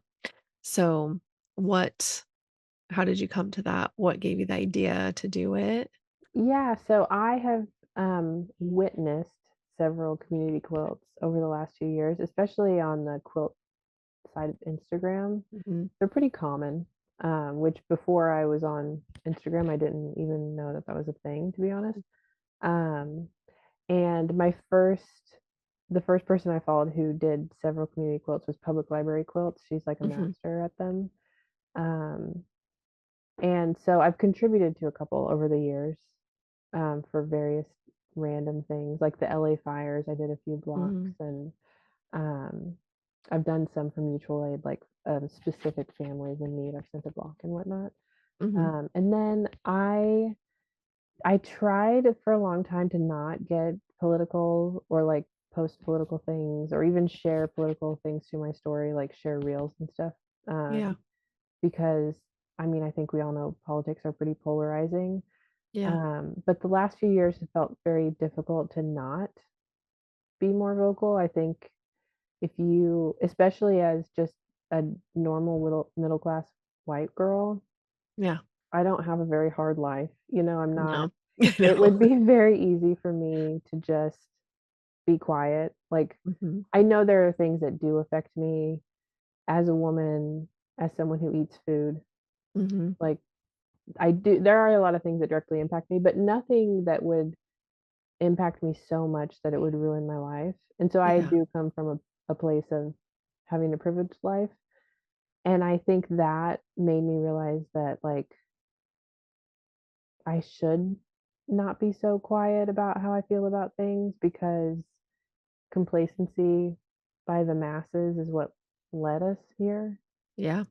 Um, and so I don't share a ton. Like, I feel like I kind of struggle to balance because I also feel like just sharing things is very, what is that doing, you know? Right. Yeah. But um it kind of bridged the gap of discomfort. I like eased into being more vocal about how I felt about political things. Mhm. Um, Especially when everything from this from October 7th to now, I know it didn't start October 7th, but Right. my again, I didn't really know a lot about Israel and Palestine and the Mm. history there until Mhm. October 7th. And Okay. then I read a few books. I really tried to educate myself to understand because um, my parents are pretty conservative. And Mine so too. I thought, like, I already don't really trust what you're saying, but let me read for myself. Yeah. Um, so I followed it a lot and I had opinions. Yeah. And I slowly started sharing things to my story, like just things that were going on. And like, I, I also started the project with the Stitch Their Names Together. Uh-huh. That was my first like intentional project for Okay. Gaza. And then I saw a reel in, I guess it would have been May, maybe. Okay. And it was a baby, and the baby was alive, but it was like a skeleton. Yeah. And it was so sad to me. Like, I really, like, it was traumatizing. Yeah. And I didn't realize that there was a blockade starting at that time. I Mm. think it was like a month in. And I just felt really compelled to do something because, again, sharing things to your story is not really doing anything other Right. than expressing your opinion or whatever. Yeah. And so I saw that video and I thought, I don't even know, like, even if I only raise $500, it's better than zero. I don't Right. know. Yeah.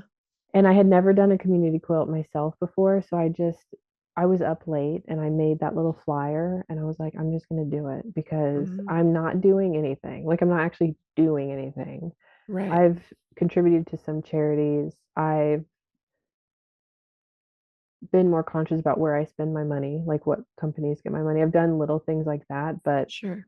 um, doing the quilt, or I guess quilts, because I got like 200 something blocks. It's My God. crazy. Yeah. um, has made me feel like I'm actually doing something. I Yeah. guess it's more like a tangible.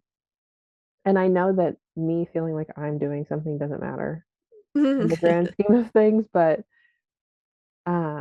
yeah, I get it's just my evolution of how I'm presenting my thoughts and opinions to the world. Yeah. Because I live in a small town. I don't have a car, so I don't really go anywhere. I just walk everywhere. Oh, So wow.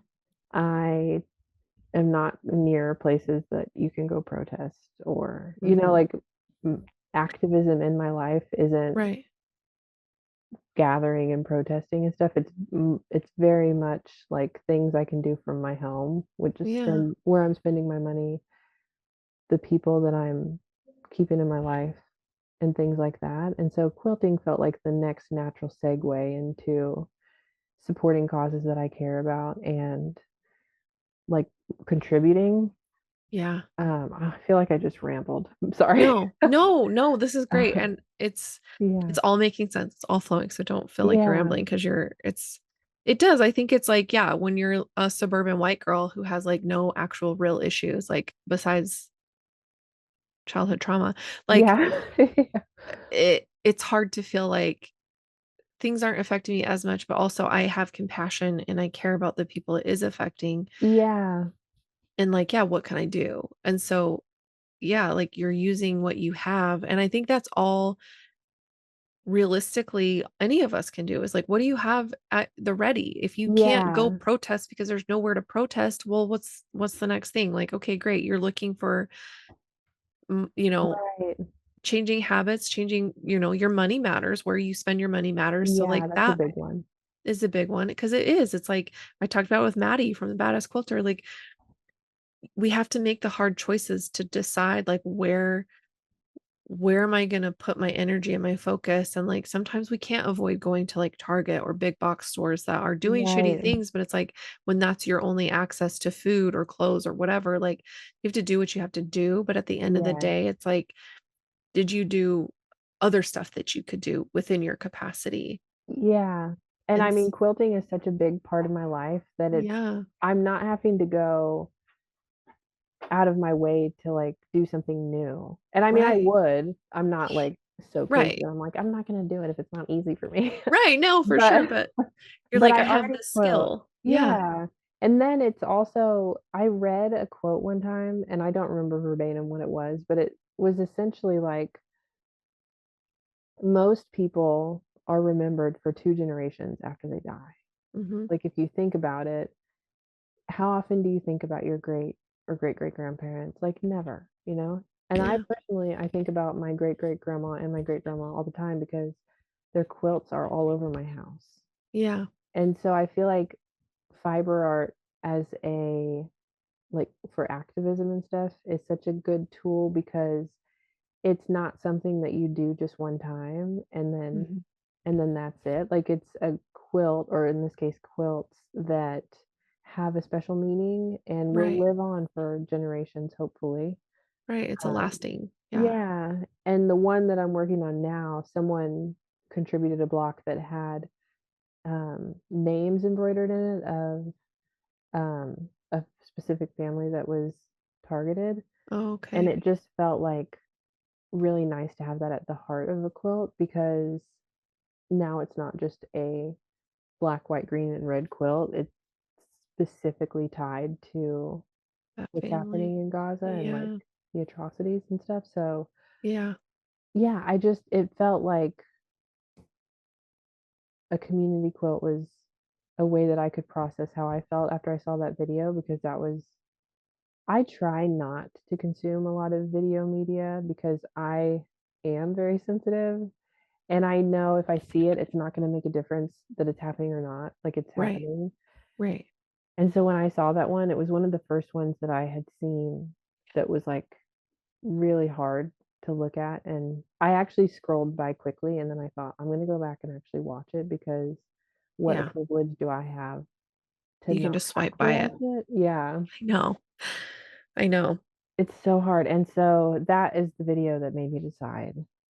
And I was, like, kind of feeling crazy because I also just opened the shop, Mhm. and I had just signed up for the Gaza Stitch Their Names Together project, and I was doing a quilt block swap with a few quilt friends and, like, all of these things. I was like, "I actually don't have time for this." But isn't that when you should probably do it most? Like, when Yeah. it isn't easy and it isn't comfortable and It's but not it still convenient. means something. Yeah. Yeah. Yeah. Yeah.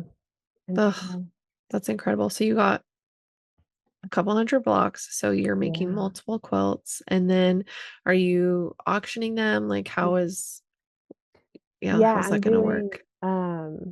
I'm doing kind of a rolling fundraiser. I don't Okay. wanna have a separate fundraiser for each quilt because Okay. I just feel like that would make it more difficult, and so the way I decided to set it up was I'm gonna end up with 4 quilts by the time it's all said and done, Okay. and the first one is baby sized, and so it'll be done. I'm gonna bind it today, and I Okay. already opened the fundraiser for it because I was like, I've been so busy. I was like, "I need to just get it started." And I know if I start the fundraiser now, I'll have to, like, really get it done. Yeah, you Um, have to. You have to. yeah.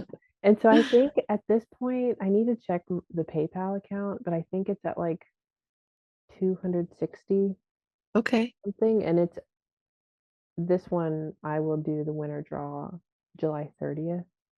Okay. But then I'm also doing it like anyone who's entering to win now with it's $10 to enter. Mhm. Um, anyone who enters now will be entered for any of the future quilts. Okay, That's so why it's I not didn't just that want one. yeah. Okay. So I'll draw and then all those names will stay in for the next quilt. Like you wouldn't have to enter again or whatever. It'll Okay. just keep doing it. And then Okay. at each draw, whatever the sum is in the PayPal account, I'm gonna donate it just at one. I was gonna try to keep donating it, but then I was like, that's a lot to Yeah. keep track of, like all the receipts.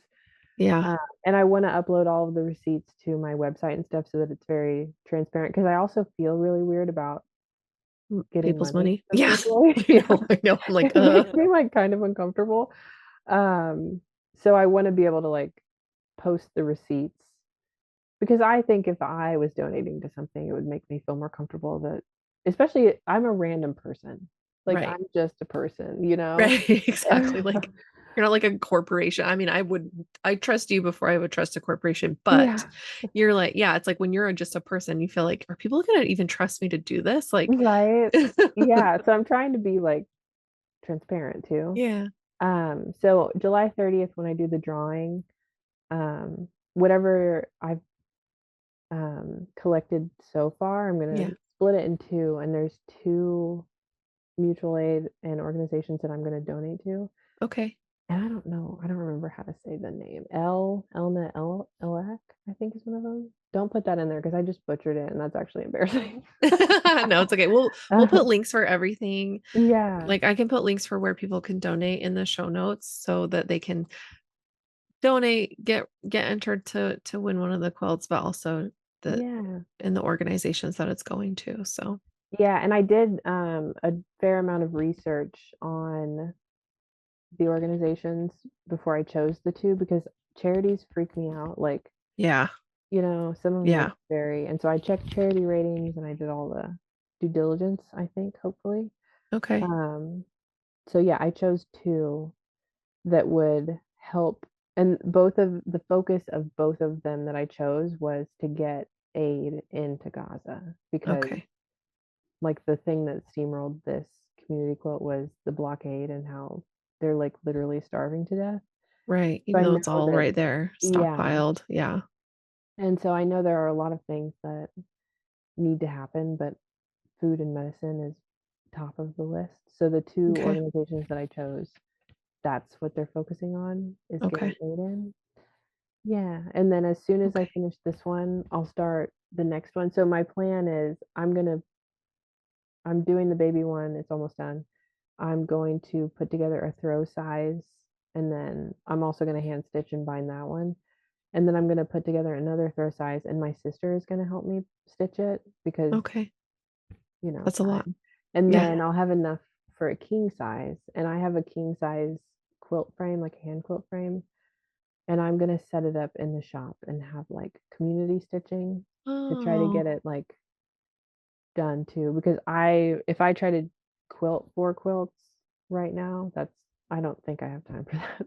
yeah. But, and then I have a friend that I made on TikTok, a quilting Mm, friend, and she lives on the UP in Michigan. mhm. Um, and she was like, "You can send it here and I can do a hand stitching event too." So Oh, that one will nice. be a king size and it'll be community quilt plus community stitching, which I feel like will be such a fun addition. Yeah. Yeah, so hopefully all Yeah. 4 of them will be done. My goal is by the end of this year for sure. Okay. Hopefully sooner, but, you know, Yeah. quilts can take time. For And sure. it's already almost August, which is absolutely insane. I know. So I know. I know. I'm like, oh, I'm like, getting people to be on the show and I'm like, oh gosh, I sure hope. And I'm like, oh, my August is already full. Like, oh, I guess I'll be scheduling people in September. I'm like, how the hell is it already it's so late? Like, I don't crazy. because I felt like January took forever, February took forever. Yes. Like there's just certain months this year that I'm just like, they just dragged and dragged. And now that we're like in the middle of summer, I'm like, holy shit, slow down. Like, no, Right. oh my God. It's So so crazy.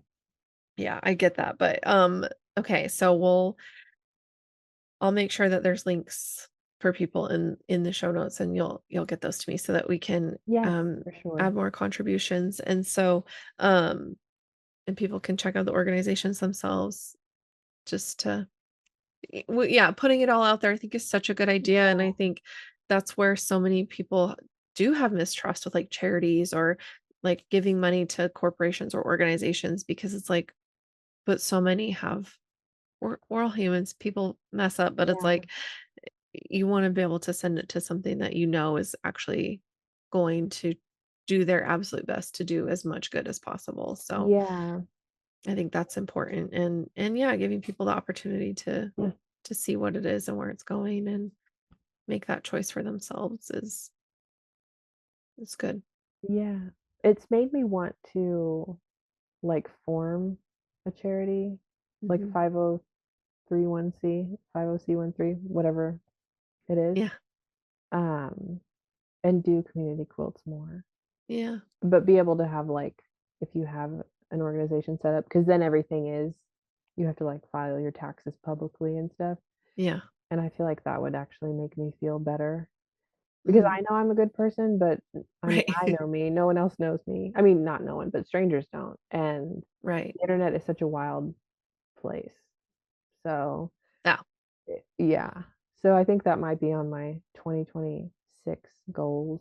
Mm. Because and it's also been so fun to connect with so many people because I got blocks from I tried to count, I should have done better at looking at postage to see where they all came from, but at least a dozen states.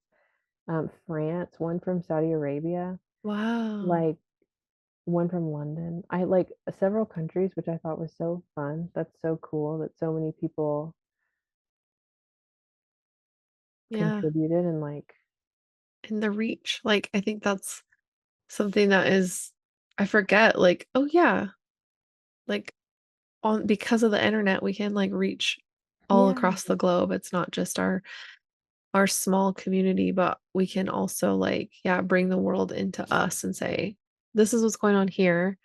If yeah, you wanna contribute from exactly. your small community, we can join our communities together to make something larger and affect something bigger than ourselves," and I think Yeah, that's the beauty of the internet, that's the beauty of, like, the quilty Instagram world is that you can get yeah, so connected to people from all over the place, and your project can have such a far reach yeah. because of that, so It's so interesting, and I got so many handwritten notes with mm, blocks, and almost every one of them said the same shared the same sentiment of, "I've wanted to do something, but I haven't felt like there's anything I can do, so thank you for this outlet of being able to take something that I already do every day and, like, right, make it go towards something positive."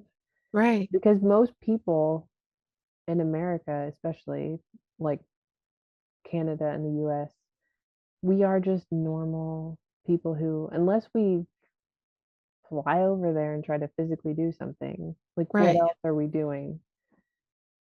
right, And so, it's been a yeah, nice outlet, I think, for a lot of people. yeah, and I think too, Mm. like, everywhere's like, "Oh, donate now," and it's like, I'd love to give you even $15, but, like, our country is being affected by our Yes. crazy leader who's making really shitty choices for Yeah. our people, and so, like, $15 feels like a million right now, but I Mhm. have scrap fabric. I can make a red and green and white block Right. because I have that laying around as a quilter, most likely, Mhm. so I can at least do that, and I don't have to go outside of what is available to me, like, Yeah. you don't have to go beyond your means, you don't have to donate. It's like every donation thing I've clicked on just to see what it is, like, whatever, lately has been, like, the minimum they, like, automatically have, like, the $50 button selected, and I'm like, "Who are you talking to that can just, Yeah. like, give up $50 right now?" Right? Like, 'Cause that's it that's doesn't mean the same as it used to anymore. no, because 'Cause Like, that I'm middle class, and I'm like, "That's still too much for me most months." yeah, Like, yeah. I'm and like that's why I put no I did very loose restrictions on like, I was like, "It can be patterned fabric, it can be different shades, whatever," because I also don't wanna expect anyone to have to buy fabric to right. participate. Like, Yeah. almost all of us quilters have scrap fabric, just it's a free thing. that Yeah. you're still contributing, and yeah. Yeah. Yeah. I love that so much. I can't wait to see the finished quilts and how much people contribute. Because also the thing about quilters I love is just how freaking generous they are.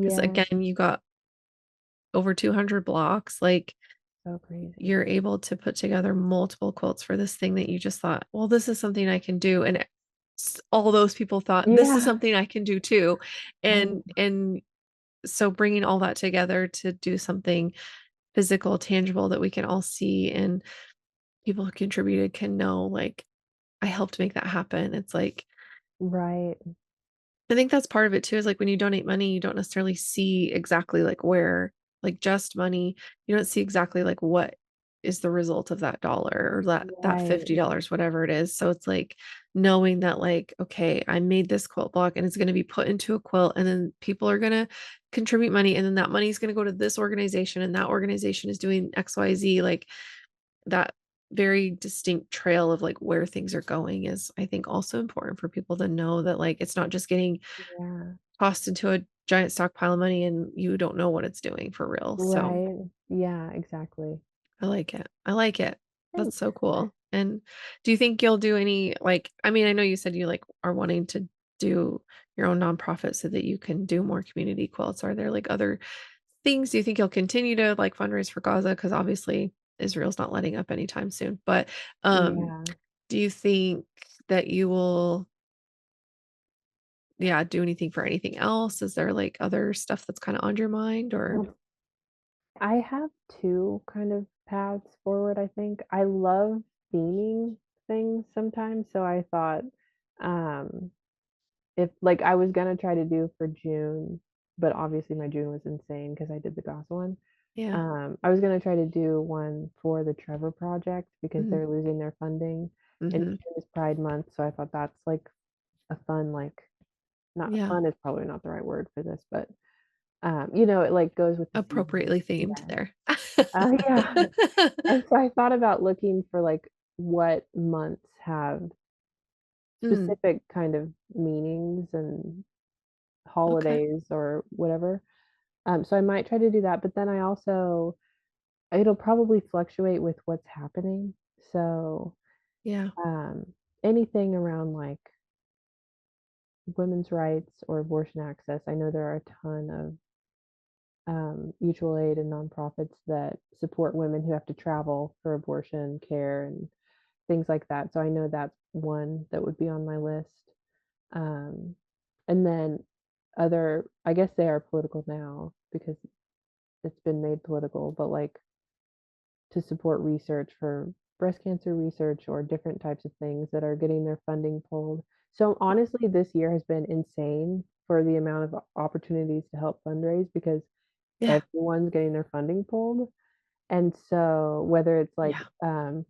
teacher type mutual aids, women's Mhm. health care, LGBTQ plus, it's all being so stripped. Yeah. Research, everything. And so I feel like that's another reason it would be in my best interest to probably pursue that direction Yeah. because it's going to take so long to undo the things that are happening right Yeah. now. And So, it's never going to be so long. completely undone. Yeah. Right. And so I would love to do that. But it definitely will. It'll either fluctuate with whatever is happening that month, if it's like month appropriate, or what's happening in the Yeah. Supreme Court or executive orders, things that are being impacted at that moment. And then things obviously are long-term constant impacts Yeah. like the abortion access and LGBTQ plus rights and stuff. Mhm. So that's my long-term goal. I love it. That's Yeah. awesome. And thank you for being a person who is willing to do that because I think people think about it or they say they're going to do it and they don't do it or whatever. And it's like you just took action. And I think Yeah. the more we see that happening too, I think the easier it is for people to say, oh, I can do that or I can do something like that. And Yeah. because you opened it up and made it less like there were fewer restrictions on what people used, and, it's like, it didn't Yeah. have to be specifically like, "I only want Kona tomato," or, whatever the Yeah. colors are, Right. it's like, you're like, "No, use what you have. These are just the color guidelines because that's Right. the Palestinian flag and, like, watermelon," and, it's like Yeah. all these things to show solidarity, but also, like, use what you have. Don't go out of your way and make this hard on yourself. Like, we can all do this. Yeah. Yeah, It's definitely. uncomfortable, but you can make it a little more comfortable. Yeah. To make a it's kind of like a paradox if you make a quilt for mutual aid or raising funds Yeah. inaccessible to the people who are making it. It's kind of like, well, Yeah. so definitely would like to keep the accessibility open. And then if there's ever a time where I have a very specific vision, Yeah. I think I would just put together block packets with like the fabric and pattern and send them and people could make them. That's pretty Yeah. much the only way, in my opinion, to really have control. If you want other people to contribute, but you have specific requests, like take the Yeah. burden yourself Yeah. and not be like that, like, yeah, you can only use Kona tomato. Like that's Yeah. crazy because you're only Yeah. gonna get like five people who are gonna be like, yeah, okay, well, I have that. Right. Or like people who are like, well, I'm gonna go buy it. It's like, I mean, sure. And like, uh, yeah, I think that's like my one of my friends local, she contributed to making a week of the blocks of the mass shooting quilts that, Oh Erin is wow. doing, and Yeah. I'm long arming them all, but my Oh, friend was cool. over bringing me a quilt to long arm, and she was like, "Okay, now I need to go buy fabric for the mass shooting." I was like, "Bitch, get over here." I was like, "No, you don't." So I literally, like, opened my bin of scraps, and I was like, "Take what you need. You're not buying fabric for this." Like, the whole Yeah. point of this is, like, Erin is using sheets from the thrift store, Yeah. the whole point is that, like, we're scrapping together, we're coming together to say, you know, "You might take all of our rights and our voice away, but we can still make art, and we can still make a stand against this with what we have," and she was like, Yeah.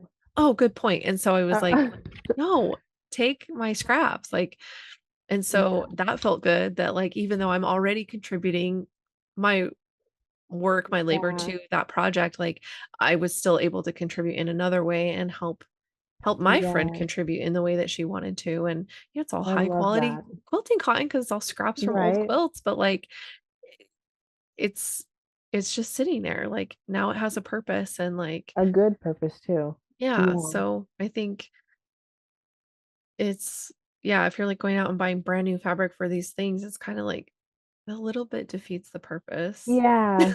Yeah. Like, Yeah. I'm not against people buying fabric when they want it or need it, but I'm also like, at the end of the day, if it's a project that's supposed to be accessible, then it needs to be actually accessible. Yeah, exactly. Yeah. I That's Yeah. one of the other community quilts that kind of made me be like, okay, Mm. I can do it. Like Yeah. I just have to do it because it's so easy to not do it. Like Oh, it's for so easy sure. to stay comfortable and just be like, "Hmm, Eh. it would have been nice." That's someone else's problem. Yeah. Yeah, yeah, Yeah, it's like but I think that's exactly why we got to where we are is, like, so many people were like, "Oh, someone else will take care of it." yes, It's like, well, nobody did, and now this is where we're at. right. So Or that being like, thinking gets you nowhere. yeah, or having the privilege to not have to know what's going Right.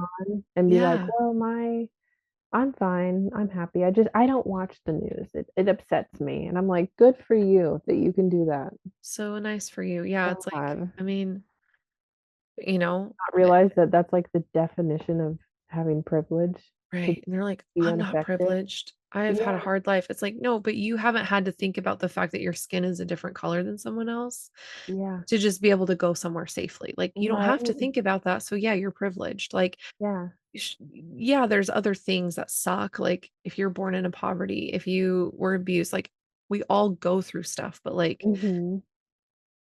at the end of the day, if you're look like us, Yeah, white, blonde hair, attractive, like, yeah. you don't have to you don't have to think about things. Like, No, I nothing. mean, there are things you have to think about, but Yeah, I know if I get pulled over, I'm gonna probably get out of it with yeah, the minimum of a warning or, like, whatever, it's like, not that I All get I've pulled ever over, had to but do is, like, crack a joke to the cop. yeah, and I'm just like, "Oh my god, I'm so sorry," and they're like, Yeah. "It's a warning." I'm like, Yeah. "Thank you so much." But, like, Yeah. that's not fair. That's not fucking fair, No. and I know that, so it's like and again, I'm not out here breaking the law and being like getting out of a bunch of stuff that Right. I should pay penance for, but, like, honestly. Um, so I think it's just, like, the unwillingness to see that someone else's Mhm.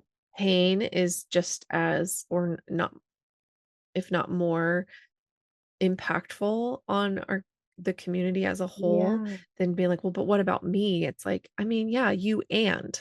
It's not Yeah. it's not only them or only you, it's you and them. It's them and us. Like, Mhm. how do But when we you're in a link position arms? yeah, and if you're in a position to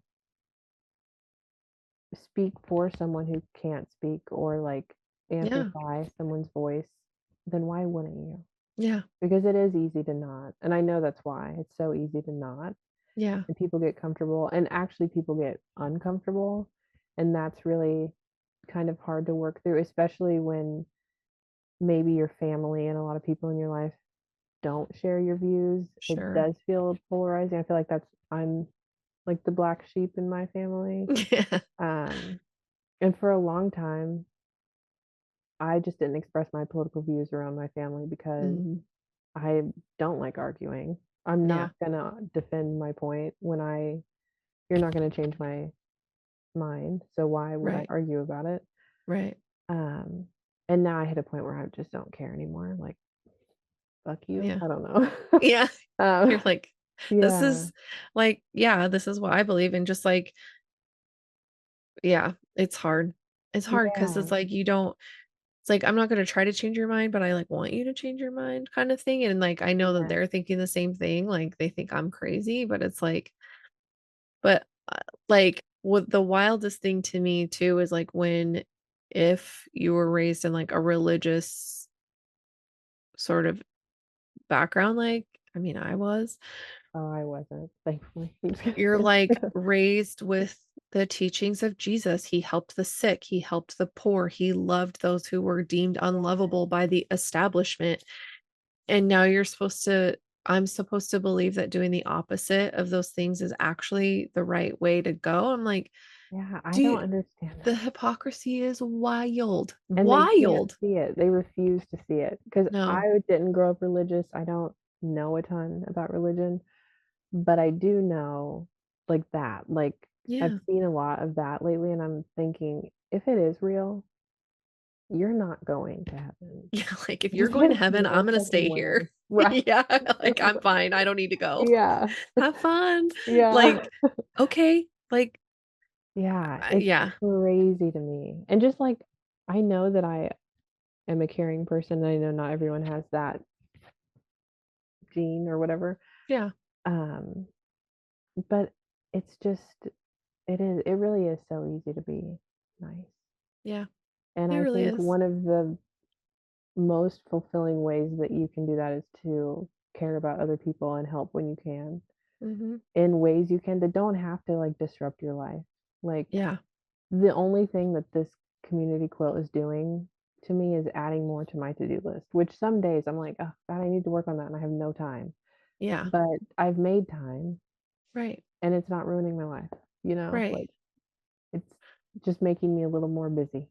Right. And Well, and that's the so thing too, is like when you choose to have to do something, if it is a priority, like you shift priorities, you move stuff around yeah, and you make time. And I think that's part of it too, is like it takes a little bit of work. It takes some time to figure out, like, okay, where in my schedule can I fudge a little bit so that I can, like, right. what is actually not that important that I could put aside for a minute to make this thing happen? And like, Yes.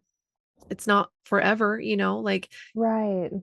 it's it's like temporary discomfort for a longer term, like, peace of mind that you did something, right? Yeah. Or created something lasting that can be remembered, like, "Oh, yeah, I contributed to this quilt, and then I was able to, like I won the quilt, but all this money that we raised went to this thing," and, like, that Yes. they get to then tell that story in their family and their friends, and that legacy gets carried through because you were willing to be uncomfortable for a few Mhm. minutes a day. Like, Yeah.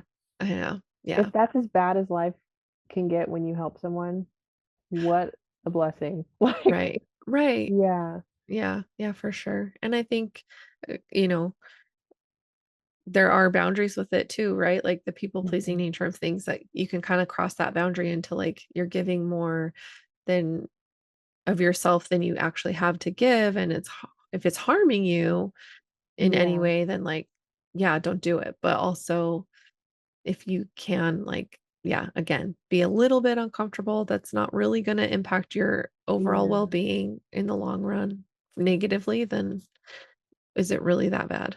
Right. And the one of my favorite things about the quilting community on Instagram is that if I was in a position where I needed help and I was like, "I can't quilt this for whatever reason," Yeah. I know at least 5 people who I would be like, "Help, please," and it would Yeah. still get done. Yeah. And I'm sure I'll be able to do it, so I won't have to take that route, but I feel like that's so it takes some of the stress off and some Hmm. of, like, the overwhelming feeling because I know it doesn't have to just be my burden if I do need help. Yeah. There are so many like, the quilting community on Instagram is one of my favorite things that I've Mine found in too. the last 5 years. I've met so many people who are just so like-minded like me and Hmm. that people you would never have met Yeah. if without social media. So I don't love social media a lot. I have a lot of love-hate, but Yeah. I love how many people I've connected with. It's Yeah. been really nice. Yeah. For sure. For sure. I agree with you. I think it's Yeah. been, yeah, the place where I've like found and lost myself and refound Yeah. myself and been in a position where like I've found such a strong supportive network of people who Mhm. are quilters plus like we all do more than just Yeah. quilt. And I think if you just scroll on the surface and never like comment on stuff or take a chance and DM somebody or whatever, like Yeah. you never really know where that can go for you. And like a huge reason I love doing this podcast is for that very reason. It's like I get to Yeah. have a pretty in-depth conversation with people, like, we've never met before, but we've been talking for Yeah. over 2 hours about I the stuff we know. love and our lives and our connections, and, like, we never would have maybe met in person ever, Right. Yeah, but, our like, paths probably never would have crossed. yeah, And but we so, get to have this yes. moment because of the internet, because of Yeah, Instagram, and it's so crazy. yeah, yeah, and it's, like, it feels really special, like, the community that comes from all this is, like, people who give a shit and people who want to do Yes. something beautiful in this world and people who want to give their time and want to give their skills to do something that is bigger than them. And if it's just that you made a quilt and donated it to your local, like, foster kid program, great. You did Yeah, something. Like right. you fed the greater good. And so I just love to see it. But okay, so people can donate. It's $10 to enter, Mhm. and then they're entered for all the quilts that come from the project. Yes. Okay. And if they And win one, they won't their right. name's removed. Their name is removed if you win, Yeah. but anybody else who's entered whose name isn't drawn, they can stay entered until all the quilts are Yes. distributed. And then like I said before, we'll put the information of like the where the donations are going, and we'll put the link to where they can donate if they want, your website. Like we'll give people like a million ways to contact you or get Okay. Yeah. connected to you so that they can interact however they want. And yeah, I'm just so excited to see the outcome of it. And in the meantime, you have a website, you have a shop, Yeah. like people can shop your you have some quilts for sale, you have and you people can, because you do, like, some fabric dyeing, you said, so you Mhm. have some dye kits available? Yeah, I have some die kits. I don't even know what all is on my website right now. I know there are die kits. I have some quilts, like you said. I made some, like, cute little pin cushions and the local ceramic studio, so I have some of those on there. That's Some cute cute. just cute little all fiber art related things. Yeah. Yeah. So, like, felted wool earrings, Oh, there's yeah, yeah, I forgot about yarn, those. Yeah. there's yeah, and I was gonna ask you, like, those pin cushions, did you make the ceramic bowls Mhm. they're in? Oh my Yeah, I god, they're did. so cute. I love Okay. them so much, thank you. Yeah, so they're, like, fully handmade, which is, like, Yeah, really awesome. Okay. So, yeah, you've got lots of cute stuff you can get for yourself or gifts, like, for other people yeah, in your life, and, so it's honeyfibers.com, and you're at honeyfibers on Instagram, yes. and okay, I'll great. send you all my links and all, like, Okay, the charity links and everything too after this so that you have everything if you need it. perfect. Perfect, yeah, we'll get that, Okay. and we'll share that out there. Well, before we, like, wrap up and finish up, do you have a tip or piece of advice for the listeners? I actually do. I feel like I have a good one, hopefully. Okay. It's my favorite piece of quilting advice to give to people who want to start quilting and maybe don't know exactly where. Yeah, And I know we kind of touched on it earlier, but it is that quilting can be such um like a cheap hobby to get into. You don't I think a lot of people are afraid it costs a lot, but yeah, um either go through your closet and cut up clothes that you don't wear anymore or go to a thrift store and thrift sheets or extra large dresses and shirts and stuff have like a ton of fabric. And mhm, so that's what I always tell people who are like, I just don't know where to start or what to use. I'm like, you need next to nothing. And you don't even need a sewing machine if you want a hand piece. But at the bare minimum, if you want a machine piece, you need a sewing machine, and that's almost it. yeah, So that is my tip is because I still do that now. I've been quilting for a few years and I still love thrifted fabric yeah, because it's so you get more colors, you get more patterns, you you just yeah, and it's so cheap. You can get like a large summer linen dress for like $5 at the thrift store. yeah, Yeah. And so that's and my that's a tip. lot of fabric. Yeah. Yeah. Yeah, I think it's, like that's one thing I do like about, like, quilting from clothing is, like, you think, "Oh, it's a shirt, there's no possible way I can get that much." Are you kidding me? It's so much fabric, like, Fabric. yeah, you can get so much out of just even one, like, men's dress shirt, Yes, and I love the men's dress shirts, especially yeah, because they're always well, not always, but a lot of times 100% cotton mhm, or linen. And there's so much, especially if you get up into like 4Xs. That's yeah, like so much fabric. yeah, yeah, and dresses, it's like, you think about the gathered skirt, whatever, like, Yes. that's at the very least 3 yards of fabric, Yeah. Yeah. like, It really honestly. is. So, It's so much. yeah, I Yeah. love it, and there's so much that gets thrown away and wasted, and so if you yeah, if you just don't have the money to go to the quilting store and buy, fancy quilting cotton for $14 a yard, you Right. could go to the thrift store and buy just as good quality men's shirting is such high quality fabric, like It linen really is. dresses, cotton, yeah, it's like Yeah. and it's been washed and worn, and so it's not gonna shrink, it's not gonna, Right. like, get No weird color because it's bleed. yeah. Yeah. You're not running the risk of any of that, and it's usually a lot softer because of all that, so it's like a Mhm. worn in, ready to snuggle quilt, so Yeah. And I I've love seen a that. lot of people too, for batting Mhm, use, like, those every thrift store has a ton of those old, like, fleece blankets that mm, have the tied edges. Just yep, cut the edges off, and that's, like, the perfect batting.